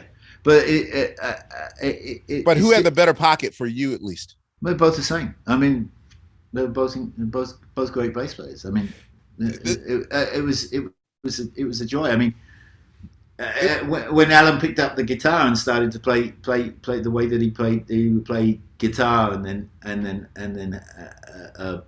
how Oni would fit his rhythm pattern To him. Alan picking, Yeah. and how it would lock. Okay. A question I always wanted to ask. On the 1976 Person to Person live album, Mm. which incidentally is probably any list I make of my favorite albums of all time, that's number one. Um, So there's a moment on TLC where you guys go absolutely ape shit in the zone. And that's kind of the moment where I assume that it's Hamish Stewart taking this harmonics bass solo, like, you know, kind of like Jaco Pastorius' Portrait of Tracy, playing harmonics. Like, it sounds like yeah. Yeah. Yeah. Right. During that moment, because even when I was looking up old photos, there's 5 photos of that period between 75 and 78 in which both of them are playing bass at the same time. So are they like, when that moment's come, I assume that that was a part of TLC every night, at least for that tour. Are they both playing bass at the same time? Because I've seen two guitarists play tandem. There was one song that we had 2 basses. I forget what it was now. Probably Love Your Life. It could be right. Yeah. I was going to say, because Hamish is like sort of go to like that's his go to rhythm reference, and he kind of plays a bass like a guitarist. But that's the thing is Hamish he has a way of playing. I mean, I can't say one of them was better than the other. I mean, they just had they'd figure it out which one was going to play bass on which song. It was never really a fight over it, who was going to play bass. But it was maybe Hamish said, "Why don't you let me play bass? Let me try to play." Yeah, okay, and then so start playing guitar, and it would always. We'd always work at tracks until that thing just sort of fell into place, into the pocket. Yeah. Okay, so that said, during Alan Gorey's Pick Up the Pieces solo, you and him are literally hitting these riffs at the same time. Now, is this a result of listening, kind of muscle memory? Well, no, I mean muscle memory where you know what he's going to do on his solo. Let me tell you something about that album. Right? Yes. We recorded. I think maybe we recorded in Pittsburgh. We recorded in Philadelphia. God, are you about to tell me you cut and pasted all that stuff? And we played in Cleveland, and most and there was another one too. I think maybe Neil, but I think it's like 4 different concerts over the course of a year that we recorded. Right, and that solo section was always in there, right? But everybody liked the solo from a different place. Most of it, the bulk of the album is taken from Cleveland. Cleveland. But there was this little song here. I can't remember which ones, but I remember this whole thing of it. We were sitting there, the solos in Pick Up the Pieces, right? It was like, okay, I like the one from there. I like the one from there. I like, and so Arif said, well, let's see what happens. So you cut and pasted that? Oh wow! Oh man! I mean, like in my mind, you guys are the tightest motherfuckers ever. It's like, whoa, they know exactly what's going to happen. Okay, well, explain to me this then. How much? It was never planned. It was a jam. No, I know that, but how much post sweetening has to happen after you get the tapes? Like, do they go and sing some parts over? Are you like, I dropped the drumstick, let me hit the snare? No, never. I never did anything. No. It was basically what you heard is what you get. That is crazy. Maybe there'd be a vocal line or something that would be necessary to but it was spot. I mean, really, if there was like a little bit, they just do the vocal maybe, but it basically what you heard was what you got. That was it. You're breaking my heart, man. Yeah. So it's badass band. That band was badass. Yeah. Well, it's weird. And we didn't play with the click either. That was the thing. I mean, they took over the course of a year. They took that, and you guys were tight. When we get the end, we were all at the same place. Man, you're the pocket king. Yeah, I've been stalking Craig, the current president of Atlantic, Craig Kalman, to let me listen to all of the recorded live tapes of you guys, because I Yeah, You you know, know, I know. If you go in there, if you actually get access to all that stuff, what they have, there's outtakes of stuff and different versions of stuff that we did. right, It's I think part of it was, like, if I ever lose this heaven, right. we all listened to that. I mean, I remember when I was out here with Bloodstone, I used to love to ride downtown and listen to that album. It Really. was just kind of like a soundtrack for downtown, and if I ever lose this heaven was just what a great track. Hmm.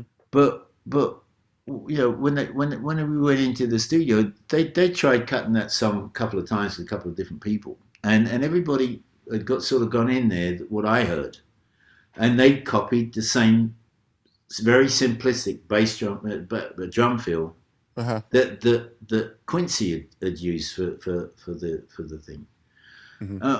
When I went out and sat down, I decided to play that song. I mean, and I just sat down. I remember when we went and listened to the first take of it. I don't know even know if that was the one we used, but I remember Roger Ball coming over and kissing me on the top of my head. you know, Was that that it the first was. song you recorded with him in the studio?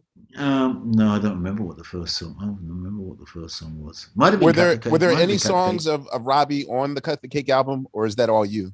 No, it's all me. Yeah, Robbie's gone. Okay. Robbie's gone Okay. right now. Yeah. All right. So, you know, because you joined Duran Duran in '87, Hmm.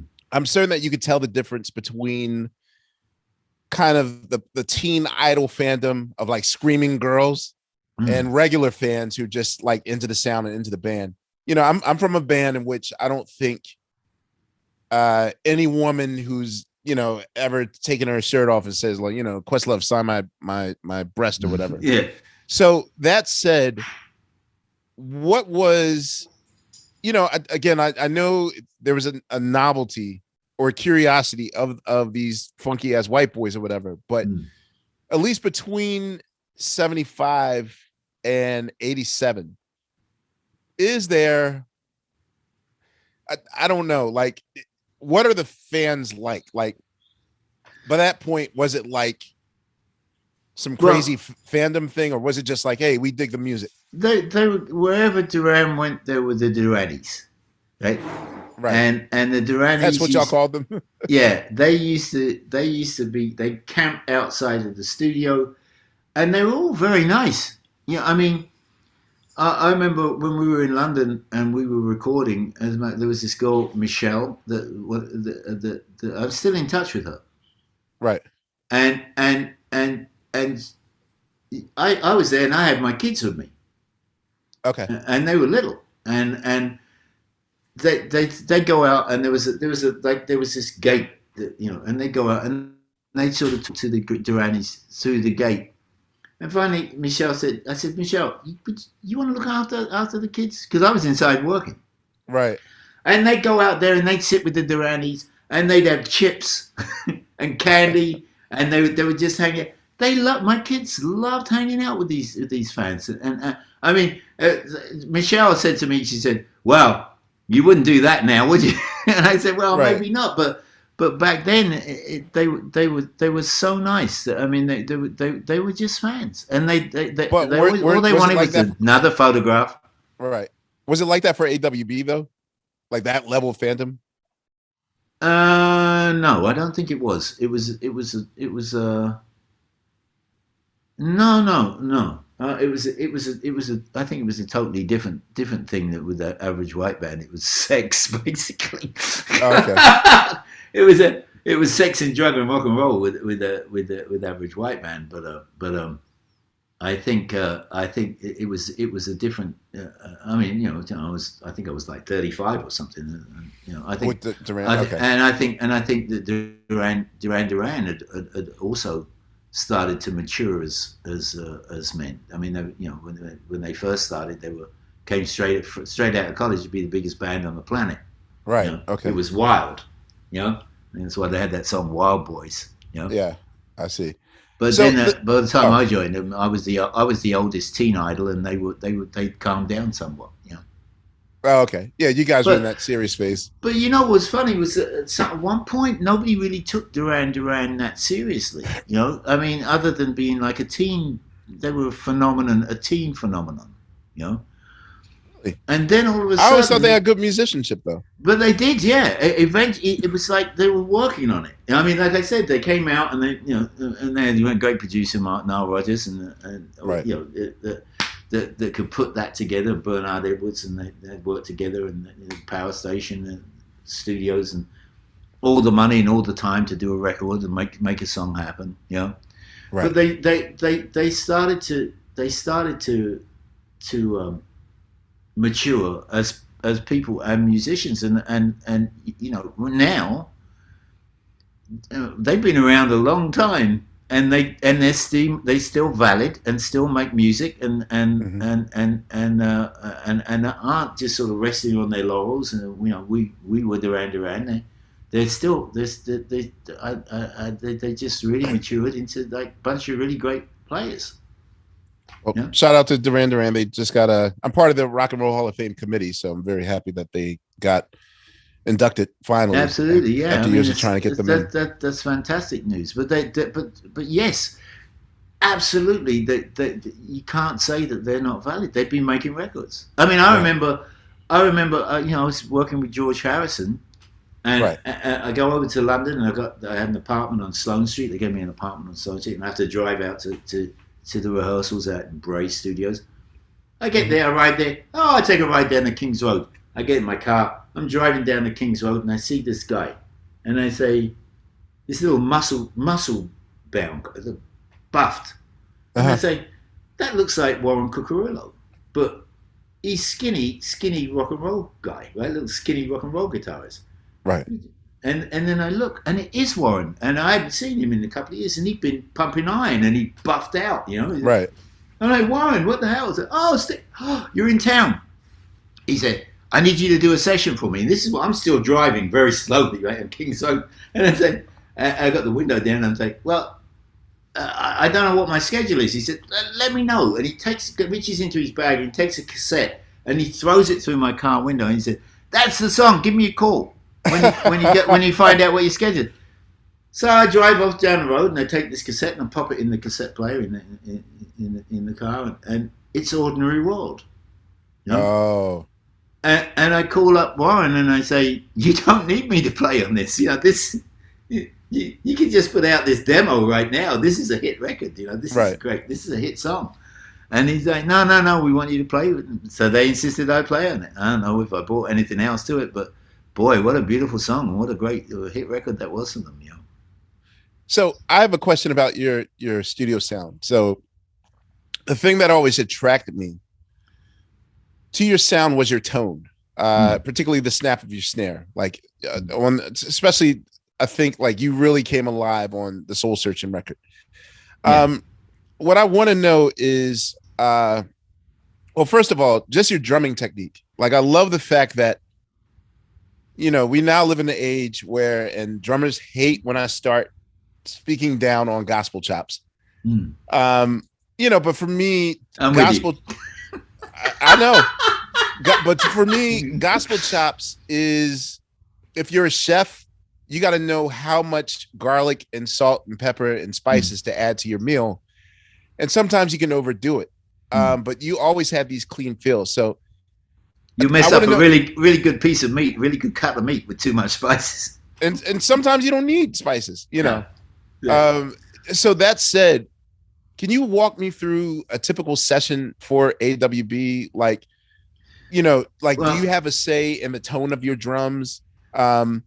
You know, like I know that your signature Gretsch set kind of comes in at the tail end of the tour. Like, are you allowed to tune your drums, or is it a thing where like the engineer says, don't touch my microphones, don't touch my drums, just play? At that point in time, I did it myself. You know, I was my own. I mean, I can't say that I'm a great drum tuner, other than the fact I know what I want the dang thing to sound like, you know. Right. But the first Cut the Cake was it was the Sonar kit that they had in the studio. Atlantic. It was in a little box. Right. Did you ever see that photographs of that drum kit? I've seen it. Yes. Yeah. It's like in a little box, and the cymbals were right there, and it was just, and that was Cut the Cake. and then by the time we got round to Soul Searching, it was always wanted a Gretsch drum kit, and I could afford one, and that's when I got. So there wasn't such a thing as we'll endorse you. Here's a free kit. Well, the endorsement that I had with Gretsch at that point was they gave me a 50% discount. Okay. Now they give away, but yes. back then it wasn't giving us it. No. Okay, I see. And I got this drum kit and I set it up in the studio, and there was something that I wanted to try because I always felt that there was you talk about the sound, the tone of the snare drum, that there wasn't quite the pop that I wanted to get, the crack that I wanted to get out of the drum, with the microphone just on the top. So Gene Paul, who was Les Paul's son, was our engineer, and I said, Les, sorry, Gene, could we put a microphone like underneath the snare drum facing up, so that we can blend those two things so that we can get the crispness of the snare underneath plus the pop on the top. And he said, yeah, sure, we can do that. So they that's when they started to do that. And then in Soul Searching, I actually asked him to put like a little delay or a little echo on there as on the underneath as well. Okay. And that's why it has that sort of roomy sort of sound. Hallway sound. Okay. Yeah. And I see that. And that was it was such great fun to be able to experiment with stuff like that back in those days. Arif Martin was very open to change. I was going to say, how is Arif Martin as a coach? Incredible. You know what? Are you guys writing? Are you guys writing in that studio? The studio? We're writing. We're in there writing as we. Sometimes we'd have an idea of a groove and then we'd write it in the studio. It was expensive, but not as expensive as it would be to do that today. I was going to ask you, like, because you're talking about the studio that's at Atlantic Records. Yes. Okay, so yeah, I worked when we did the Hamilton on Broadway. Yeah. Yeah. I worked on the Hamilton cast album at that particular studio, and I always wanted to know, okay, one, did they only have one studio, and how does time get divided? Like, do you have just a week to get in the studio and then we got to get out because Aretha's coming or Bette Midler's coming? Or no, we used to just go in and start recording and we were there. That was it. We'd have like a couple of weeks or something and we just work in there. Sometimes that's how Benny and us got recorded, was because we got stuck. We sort of we weren't going anywhere. So somebody suggested us doing an album with Benny King. And then we did the Benny King album, and then went back to, I think it was Soul Searching. I think it was Soul Searching. Oh, it may be. Oh. No, it may. Or maybe Warmer Communications. Warmer Communications. I think it was Warmer Communications. So do you guys work out in sound check, or like how is songwriting traditionally done? Well, we always had a tape recorder running at all times, because what we discovered was that we jam. And out of the jam would come something that would be the nucleus of a song. You know? Okay. But this is where Arif was really good when we were in the studio, was that we go in and we start to play this song, and we play the song there, and then Arif would say, everybody come in, and we come in, and he gets to a certain point in the song, like we'd be playing, still looking for this groove, right? Still trying to find, and he would say, okay, this 2 bars, right? And there it was. Oh, okay, I get it. That's where we are with it. This is where the song is going to be. Yeah. Okay. He'd spot a section of the song that was where he wanted the thing to sit, and that's the magic. And then you guys would go. There's the magic. Now go and do that. And Schoolboy Crush, we tried. We must have done it about 22, 24 times, and it just would not hang together. Would not. Really? So he said, okay, pack it up, go home, go out, come back tomorrow. We do it tomorrow fresh when you come in. We all went off, did our stuff, went out, came back the next day. We walk in there. Okay, let's run it down. So we ran it down, And he said, okay, let's do a take. Let's do a take. We did the take, and then we went in and listened, and it just wouldn't. It's like, oh no, here we go again. It's just not hanging together. And Gene Paul says, you want to listen to the run through? He had the presence of mind to press that record button the first time. And the run through is what you sat with? Did he loop that? Yeah. Nope. You just went, the run through wound up being the master version. The run through was it. Wow. Because sometimes you start overthinking it. Yeah, exactly. Okay. I see that. In 77, especially on the Montreux and your second appearance on Soul Train, you guys had a bongo player in the group. Who was that guy? Sammy Figueroa. That was Sammy Figueroa. Okay. Yeah. What was the idea in letting him in the group? Well, Sammy was crazy. Sammy was a guy around town. He used to play in a band called Raíces from Puerto Rico. Wait, what? And there's a band called Raíces. Yeah, they were on Atlantic Records. Racist. Okay. No. Raíces. Okay. And Sammy was the best Sammy Davis impersonator ever. Really? Or I should say is, because he's still alive. Really? Yeah. And he was a very funny guy. And we started doing things like Queen of My Soul and everything. And it was like, we could use the percussion. Just get Sammy come with us. You didn't feel like it was in your way? No. Because the thing is, on the live, I don't know if you ever listened to the Montreux 77 live album, but his presence there really doesn't allow you to do your Ferronisms. So in my mind, it's like, oh, you got to be even more tight. It was a little different animal, but it was cool. I love Sammy. You know, the only thing that used to annoy me about Sammy was he had this giant rain stick, right? Yeah. Okay. It was huge. I mean, it was probably like 6 foot tall, and we used to travel on a Learjet, and he would bring this thing on the plane and lay it down right down the middle of the Learjet's tiny, right? So it would take up most of the thing. And as we would go to take off, it would be like it was just annoying. But he's a funny guy, Sammy. I love Sammy to death. He was just really great to have him. But I do know what you mean. I tell you what I did find more basically, I think, annoying. Was toward the end. We did this album called Shine. I was like, don't even start the David Foster period yet, because before you get there, I want to know, why did Arif not produce Feel No Fret, and where were you guys as a unit making that last album for Atlantic? Feel No Fret, we decided we wanted to have a crack at it ourselves, but we did consult with Arif.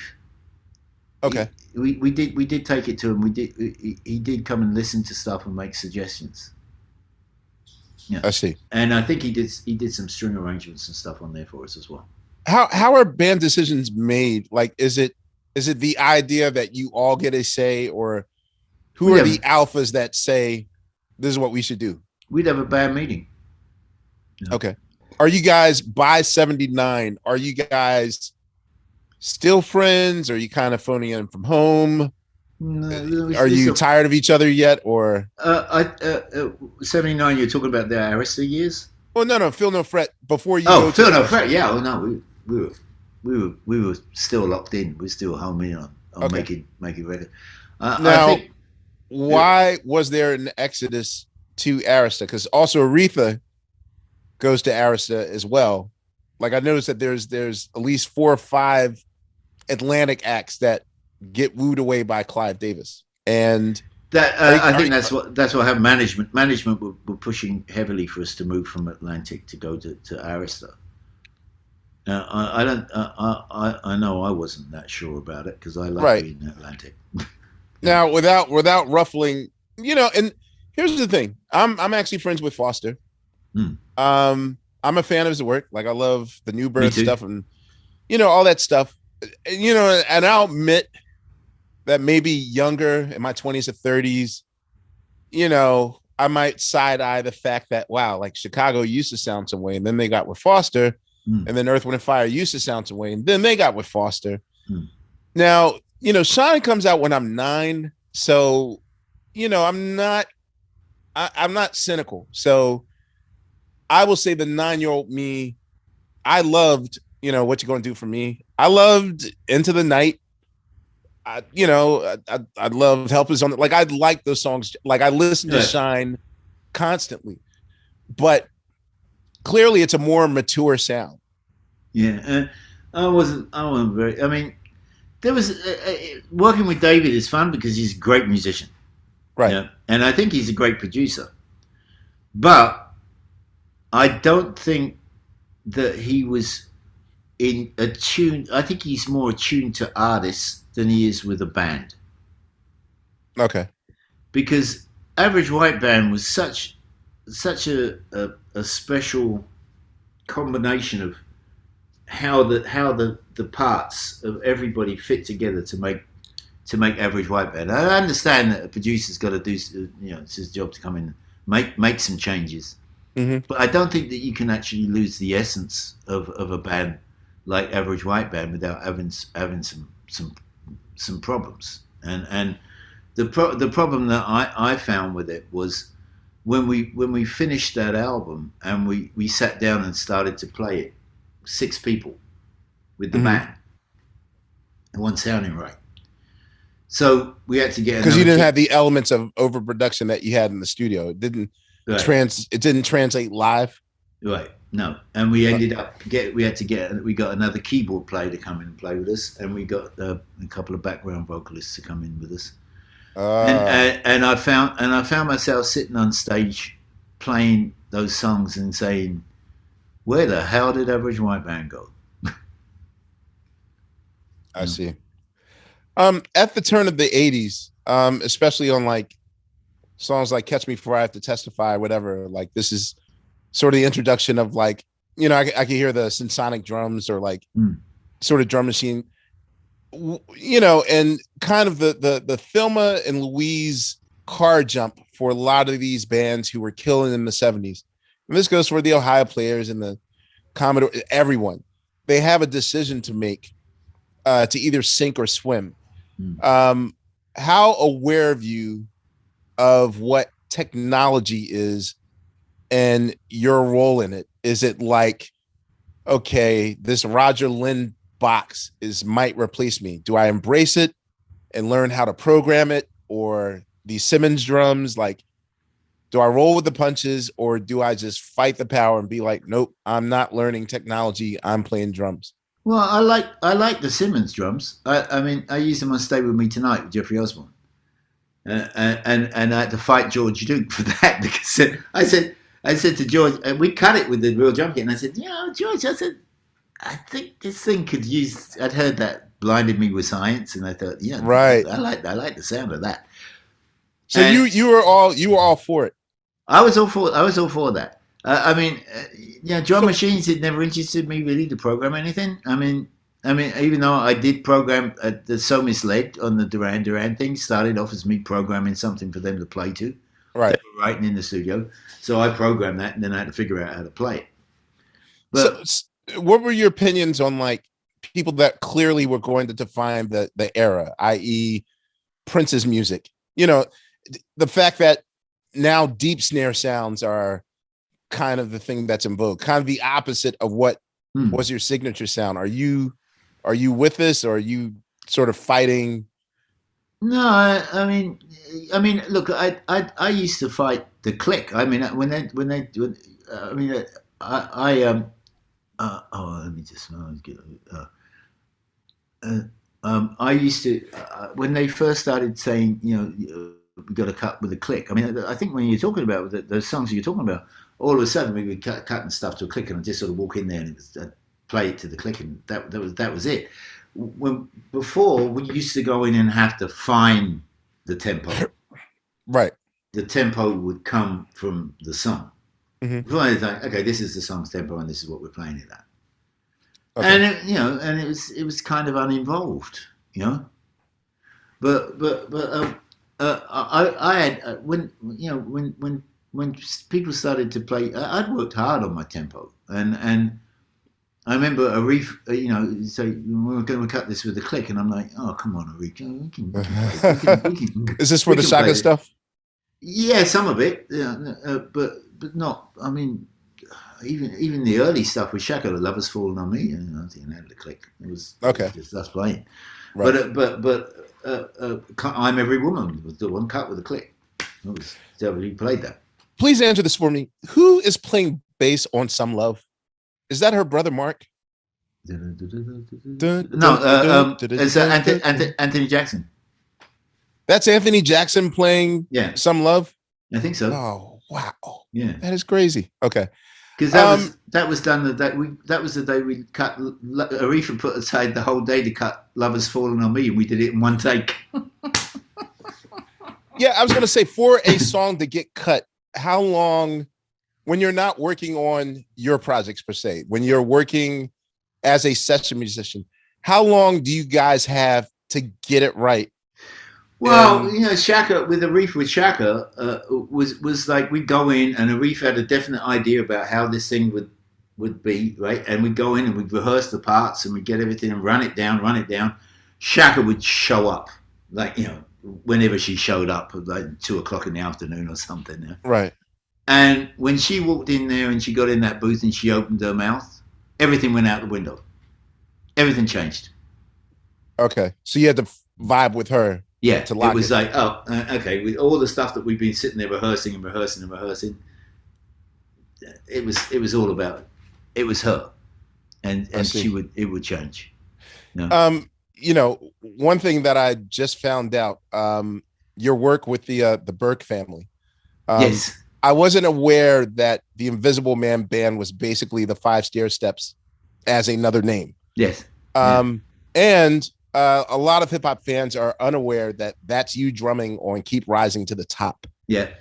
When you're drumming with other acts, again, and my favorite percussion part on "All Night Thing." I actually played the percussion on that. Oh, the cowbell. Yeah, all on one go. It's like ding ding ding ding gum gum gum ding dong dong ding right ding gum gum gum ding dong. I was going to ask, did you guys track live? Because even with you matching their ad libs at the end with the drum fills or whatever, like, was that song just cut? We cut it at live. The same time with everyone, or yeah, we cut it live. Yeah, and then Jesus Christ, and then they would. I mean, basically, we cut it live. The vocals are live as well, and then I guess they were bits that the ad libs and stuff. They loved it, so they just either kept it or redid it. Did you have a relationship with the 5 Stair Steps? Like, why? What was your relationship with the Burke family? It was a guy called Alex Masucci, who used to work at Fania Records. Okay. Who was a friend with I guess he'd signed Clarence and Alex. I've met Alex through I used to go and hang out with Ray Bretto and all those people up there at the Corso. And Alex asked me to play on this record, so I just went to play. I wasn't even aware of the Stair Steps connection. It was just. You didn't realize that was the guys that did Ooh Child? No, I had no idea. Oh, wow. As a matter of fact, this is all news to me right now. Wait, seriously? Yeah, seriously. You didn't know that the 5 Stair Steps and the Invisible Man Band that did All Night Thing, and well, surely you know that. I mean, Kenny Burke and all that. Yeah, yeah. I spoke to Kenny not so long ago. And you know what's funny? It's in Northern California, up near Carmel. There's a radio station, and they play All Night Thing all the time. Dude, that was a black radio staple in 79, 80. Even in my dad's band, like the way my dad would do like 5 sets a night, but his band would have to do 3 dance sets of like the songs of the day or whatever. And they used to kill that song. Of course I should have known that was you drumming because, again, you have the perfect pocket. By this point, are you your own manager? Are you your own negotiator? Yeah, I do all my own stuff. I've always done. I mean, there was a couple of people who come in and say, I'd really like to manage you, and I'm like, well, I'm So doing you all just right. keep your own dates. I do all You right by keep your own myself. dates, and you keep. Now, at Yeah, that point, are you a quadruple scale guy, or are you like double scale, whole album? Give me double scale, 20,000 or whatever. double scale. Yeah, double scale. Basically, I broke up. So you were still a scale guy, Double scale, yeah, and you could make a solid living. Just absolutely. you never ran out of work. No, Is there a particular song that you were asked to play on that got away that you weren't able to play on because you had something else to do? um, no, I don't think You so. know, did John Robinson miss a date on Thriller or Off the Wall or something like? Can you do this gig real quick? You can't do it. Like, No, I don't think. I don't think so. oh, okay, okay. I don't believe Um, so. so of course, in the '80s, your staple gig, of course, you'll join Duran Duran, but could you talk about the Clapton period Yeah, yeah, it of was you great. joining? So how did you guys hook up? Well, I was I was with Duran Duran, and we were in London, and we got invited to Bob Geldof's knighthood party, which Okay. is at the Hard Rock Cafe, and I went there and was hanging out there, and it was funny because the Spandau Ballet were there, and they had a little squabble going with Duran Duran. It was like there was like there's like this rival thing between them, and so I'm at this party, and Phil Collins comes up to me, and I've met Phil a couple of times before, and Right. Phil's like, "Hey Steve, did you ever meet Eric Clapton?" And I said, "Well, no." I said, "I met him once. He came to an Average White Band show, and I just met him briefly, just to Right. say hello. That was about it." And he said, Hmm. "Oh, come over, and please, I'm over here with him. Come over and hang out with us." So I go over and I sit down, and I'm there with Eric, and we're just sitting there talking. We talked for a bit. I don't even remember what the conversation was about, really. And then I said, "Well, I better get back over to my crowd over there. It's nice meeting you." And that was it. And it was good to see you, Phil. And I went back over and I hung out with my band and my lot, and that was it. Go back to New York, Hmm. and I get this phone call, and guys said, "Listen, would you like to go and play with Eric Clapton?" Oh, Hmm. well, that sounds like fun. Yeah. What's the gig? And they said, "Well, he's playing a couple of clubs, one in Boston and one in New York." Hmm. And I said, "Well, yeah, great. Who's in the band?" "Greg Fillinganes and Nathan East." Okay. The "Oh, my Cats. buddies, my man. Yeah, Right. okay, yeah, fine. That sounds good." And so we went up to Boston and we rehearsed a bit. I think Eric wound up in a hospital. Like after day one, I think he's one of his drinking periods. Oh, okay. I see. And so we just rehearsed on our own, and then he showed up for the last day or two of rehearsal, and then we went and played in this club, and then we went down and played the club in New York, this club in New York, So uh, and that when was you're it. in this position, when I drum with other people, Hmm. um, I tend to think like a shapeshifter. Like I don't think I have a definitive sound. My default sound, of course, is your sound, which weird enough I never use, even though if I were to just start drumming, I would basically say what would Ferrone do right now, even though my brand of drumming is kind of way different than that. However, I do find myself shape shifting a lot. Like Hmm. currently, right now with D'Angelo, um, I'm sort of somewhere in between Tiki Fullwood, a Funkadelic, and Jerome Bigfoot Braley, Hmm. uh, drumming in ways I haven't drummed before. But for you, if you're with Clapton, how hard is it to not channel Ginger Baker? Like, okay, should I give him a cream moment or is it just strictly like Well, I'm gonna yeah, drum like I do? yeah. I mean, I think I always refer to. Okay, I defer to the song first. Okay. Right? I just go and I play the song and I don't think about anything.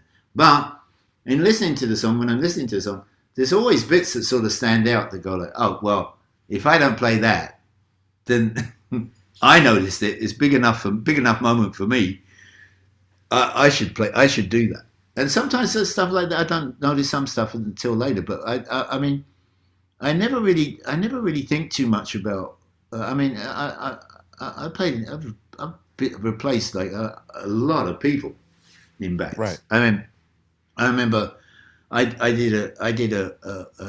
played for this band called the Pooh, Pooh. It's a like Winnie the Pooh, not Pooh Pooh. Okay, the Pooh. Okay. They're an Italian band, and they've been together for like over 40 years, and they're sort of like progressive rock band, and Okay. And they've been together forever. And their drummer Stefano retired, and they asked me to go and do an album and sort of to move them forward, not just one album and a bit of a tour, Right. just to keep them going. And I went over and did that, and there was I had to listen to a lot of their music, and Stefano recorded, and he sort of nodded, you give it a nod, but the rest of the time I play it myself and try to bring something to the song, you know? And then so I do this interview, and this guy says to me, I don't know if you realise how big a thing this is that you're doing, replacing Stefano in a band that's been together for that long. And I said, well, I've done it before. Right. Exactly. I did it with Duran Duran. Mm-hmm. I did it with the Average White Band. Right. I did it with Eric Clapton, because it was basically that introduction was Phil Collins saying, "I can't do this. I've got my own gig to do. Try Steve." So then I had to go. I had to go do that with Phil Collins. There's been Stan Lynch with the Heartbreakers. I've replaced so many people, great drummers that have done at great moments that have had iconic, I'd say iconic moments. Mm-hmm. And, All right. and I don't Good. think too many people have missed them. You know, I mean, it's just that I've gone and done that, but I play the song, and I don't really think too much about what everybody else plays. When I listen to something, there's certain feels that it's like, well, you know, I can't not play that. That's got to be there. You know? Right. Right. But I listen more to the song than I do to what the drummer's playing. So one of the most magical nights that I've ever seen. One was the first time I ever seen you play live, and two, you're playing drums for another hero of mine, which is Prince. I was there at the Rock and Roll Hall of Fame. Yeah, isn't that cool? When you guys do "My Guitar Gently Weeps," was this at all sound checked or rehearsed? Well, we rehearsed here with elements of the harp, where Tom Scott Thurston was playing bass. Right. Oh God, I forget everything. I'm terrible at names sometimes. There was a nucleus of the band, but when we got to New York, Right. there was Winwood, Jim Capote, and Jim was a very funny guy, and he was playing. He was going to play percussion, you know. Right. And Jeff Young was playing keyboards as well. Okay. And then Prince materialized over there, and I'm like, I said, Winwood was sitting around. I said, "What's Prince doing?" I didn't know he's coming. He said, "No." He said, "I think this is sort of like last minute addition to the band." And there was a little bit of an uneasiness, because apparently what had happened was Olivia wanted people that were connected with George to play. Olivia Harrison wanted people connected with George. But the Grammy people had persuaded them to let Prince come and play. Right. You know? So I said to Winwood, I said, "I'm going to go over and say hello to him." You know. So Winwood said, "You're not?" And I said, "Yeah, I'm going to go over. I'm not frightened of him." So I go over, I go on and I say, "Hi, Prince, how you doing? Steve Ferrone, nice to meet you." And he says, "Oh," he says, "I know who you are." And I thought, I feel for you, right? Right. Yeah, I played on a feel for you. Right. So, and I said, "Well, we had a little bit of a chat," and I said, "Okay, well, I'm going to go back over there, but really nice to meet you." He said, "Yeah." And I go back over, And Wim was like, what did he say? And I said, he's really nice. Go over and say hello to him. Go and introduce yourself. You know. Uh, all of a sudden, I hear Schoolboy Crush being played. Right, I hear somebody What? playing and I thought it was like somebody from the Letterman band or something just messing with me, you know. Right. And I look across the stage and Prince is looking right at me playing Schoolboy Crush, and I'm like, dang, he does know who I am. You Yeah, know? dog. You're God. Yeah. But you know, and so we played a little bit, and then Tom sort of went up to Prince and said, "Listen, just take that solo at the end, and you know, just Did you guys have know at he was it." going to go ape shit? I had no idea. And he put on a whole show. He put on a whole show. When he fell into the audience, we Yeah. had no idea. We just thought he'd fallen off the stage. The whole band was like, oh, we just killed Prince. You know? And then the guy, big guy, catches him and pushes him back up on the stage. And then the guitar went up in the top, and then everybody was like, where did that go? You know, That was it was a show for us. It wasn't for them. It was he our told show. he told me that was. I asked him. I said, "Was that a revenge solo?" Because Rolling Stone had comprised a 100 best guitarist lists, Yeah, and they never mentioned Prince, which right. to me is like, dude, Yeah, he's a monster on guitar. How do you guys not? And he sort of it's kind of scoffed, like, well, they know now, that right, sort of. right. Yeah, But I instantly felt like that was his moment to let them know that yeah. I'm a motherfucker on guitar. It's an incredible solo. It's just incredible. It was just incredible. So of all the bands that you've been anchor members of, Mm. what is the more favorable for you as far as I just spent experiences? Is it the Heartbreakers? Is it I spent 25 years with Tom Petty and the Heartbreakers. That was the right? longest that I'd ever associated myself with any band. I loved that band, and I loved the experience of making music with that band. You know, constant, always relevant, always fresh, always doing something new. Tom's motto was, "I may have made a lot of money, but it's not going to stop me from being an artist." What more could you want? You know? What was? Do you remember the last show that you did with him? Yeah, Hollywood Bowl. Was You know, particular? I got inducted into the Rock Walk. I got inducted into the Rock Walk in Brighton, in my hometown in England, on the pier. They Right. gave me this plaque, and they put a plaque up on the pier. And Julia, my fiance, she decided that she was going to start off like getting people to make one of those little films where they say, "Oh, congratulations, Steve! You know, all these people leaving nice messages." Right. And she got older. She got older Nathan, and Nathan just went crazy and got like Eric Clapton to say stuff, and all these people. And she was trying to get me to watch it for the longest time. Right. And I ain't got time to. I know you hate praise. I get it. I get it. No. So we're going over to England to do this thing, and we're sitting waiting for the plane. And she pulls out a computer and she says, "Right, we're going to look at this now." And I said, "Okay." And I sat there and I see all these people that left beautiful messages for me, and and and and I I was just sitting there stunned. It was so nice. Everybody, all this stuff that people were saying. It was like being at my own funeral. People saying the nicest stuff about me or something. Right. And it got to the very end, and she put Tom introducing me at the Hollywood Bowl when he used to introduce, and Tom saying one of the nicest. This is here now. One of the best musicians I ever played with, and a great. And he said I was a great person too. Did I help a lot of people? I guess maybe because I did a lot of stuff in AA or something. You know? Right.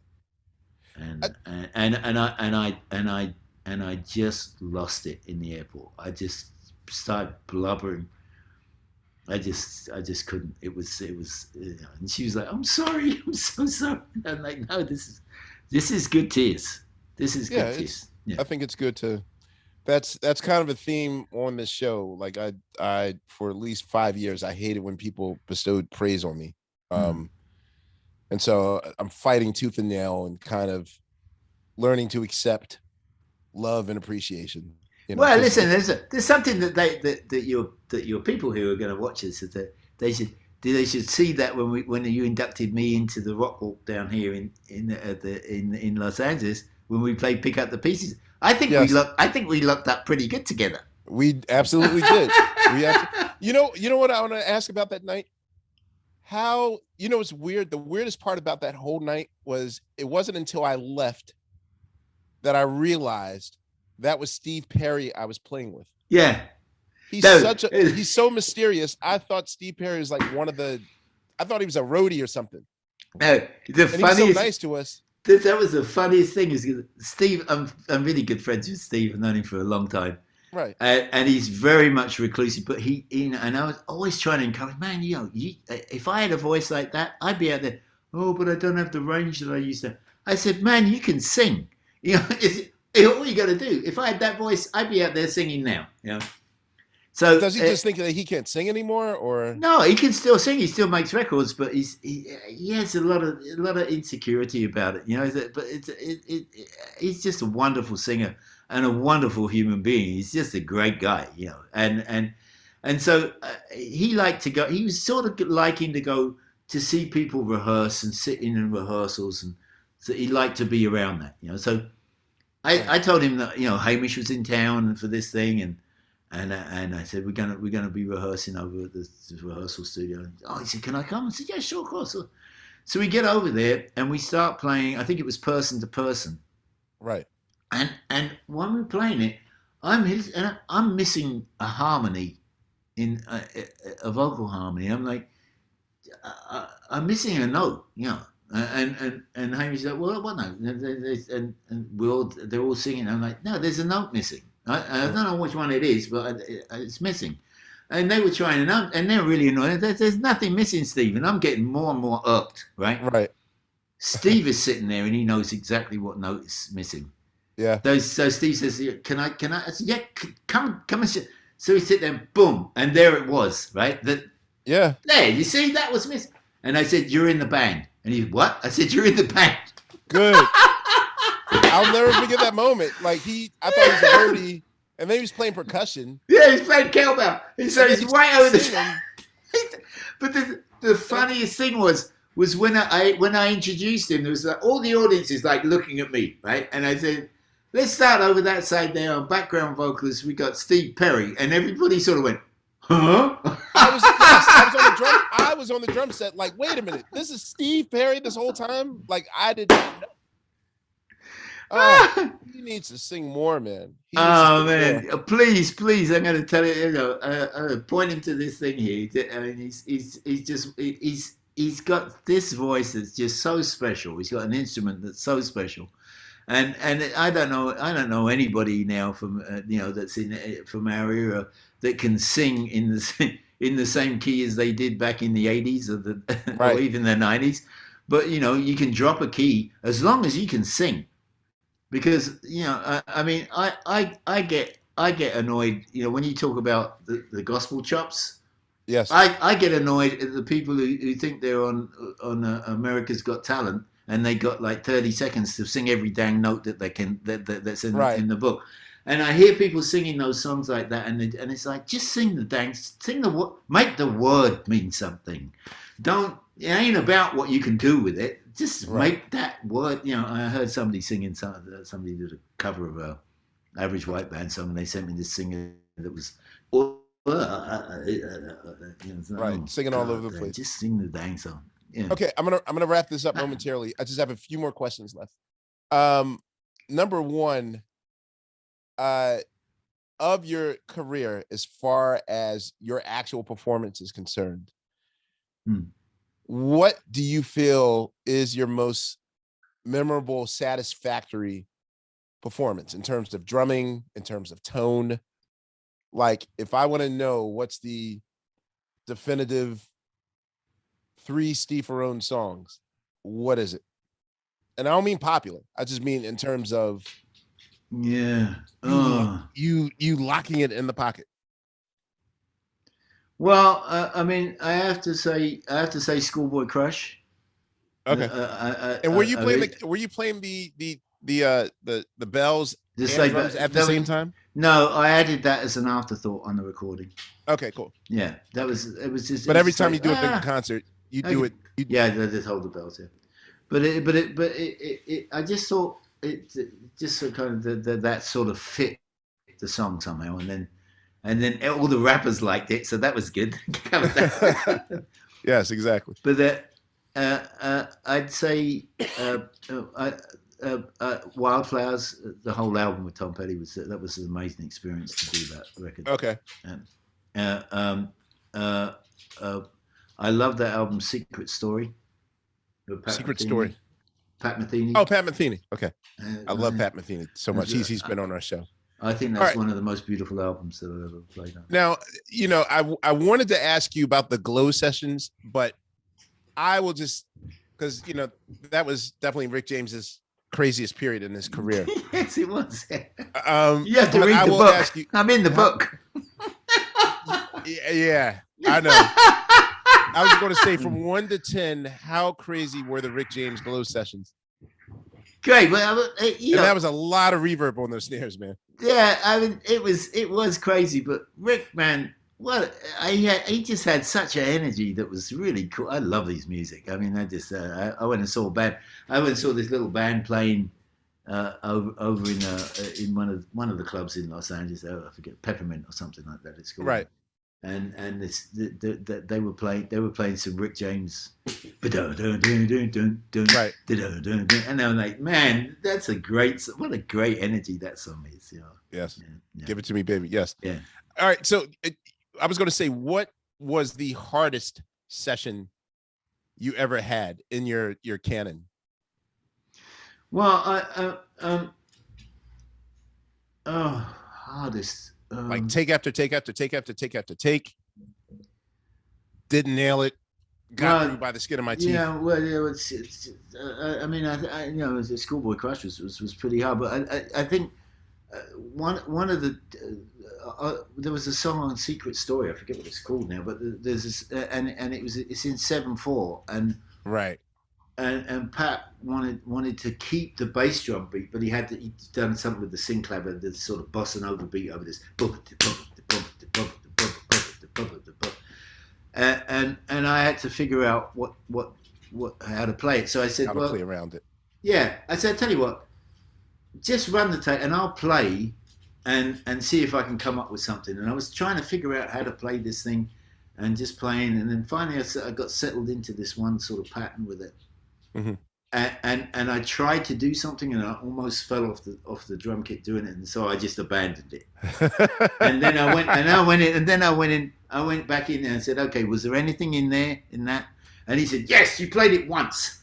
And it's this thing that said both my feet are off of the ground at the same time. It's just I had to really I had to go in and sit down and woodshed a little bit just to get comfortable with my balance as I played that beat. It doesn't sound like much, but it's just a little bit. It's just you were kind of going there especially with the Brian Auger stuff. Like you were doing a lot of, quasi prog rockish, like odd meters. I was young. I was very youthful with Brian Auger. I was 23 years old. I listened to that stuff and it's like, wow, I was so young.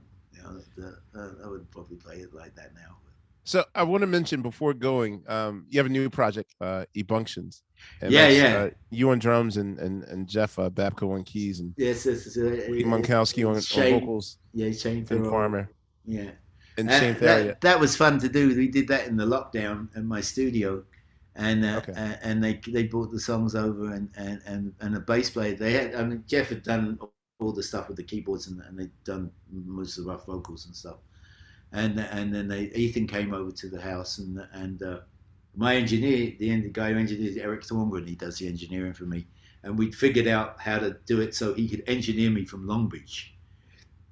Right. And so he was in Long Beach and we were there in the room and masked up and we it really is something. I don't know if you've experienced this with your band, but it really does give something when you can actually, even if you're overdubbing to a track that's already there, if you put down bass and drums at the same time, it just Mhm. adds that little feel of there's that interplay that happens between a bass player. I mean, it just makes the track feel, I think, a lot warmer.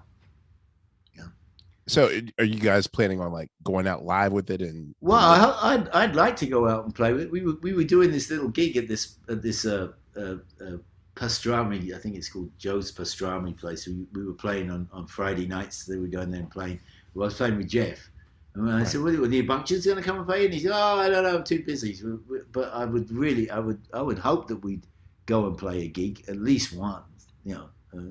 At some point or other. At least one. Yeah. Wait, there's one song I want to ask about that I forgot to ask about. Um, it's on Shaka's fourth album. She did an extremely ambitious medley called Bebop Medley, Yeah. which Yeah. she's basically marrying We all these recorded old that. jazz songs. That was a reef.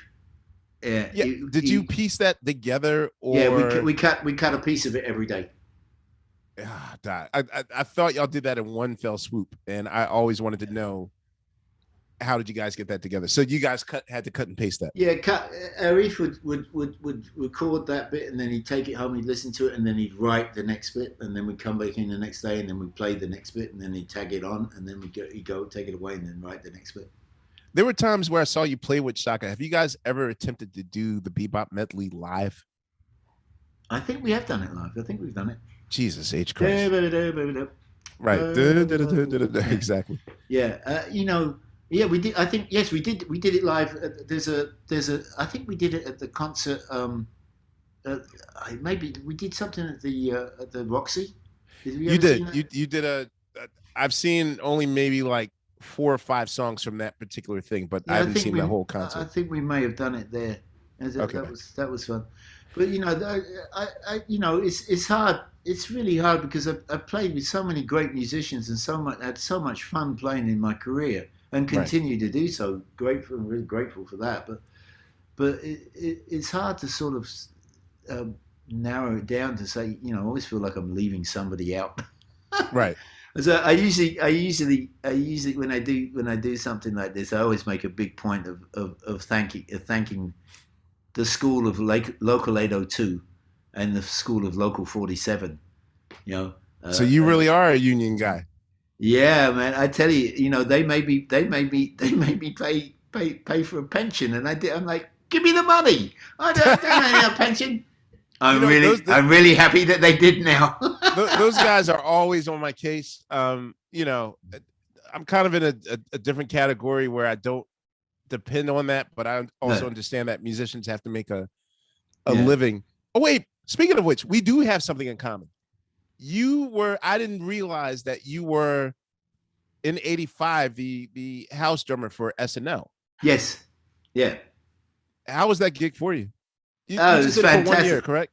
I did it. I think I did total. I had the gig for 3 seasons, but in the middle of the second season, I started to get really busy with Eric Clapton and Duran Duran, and so I was out of town a lot, and so finally I just said, it's silly me keeping this gig. Let's just give it to somebody. So you decided to let someone. Okay, Yeah. I see.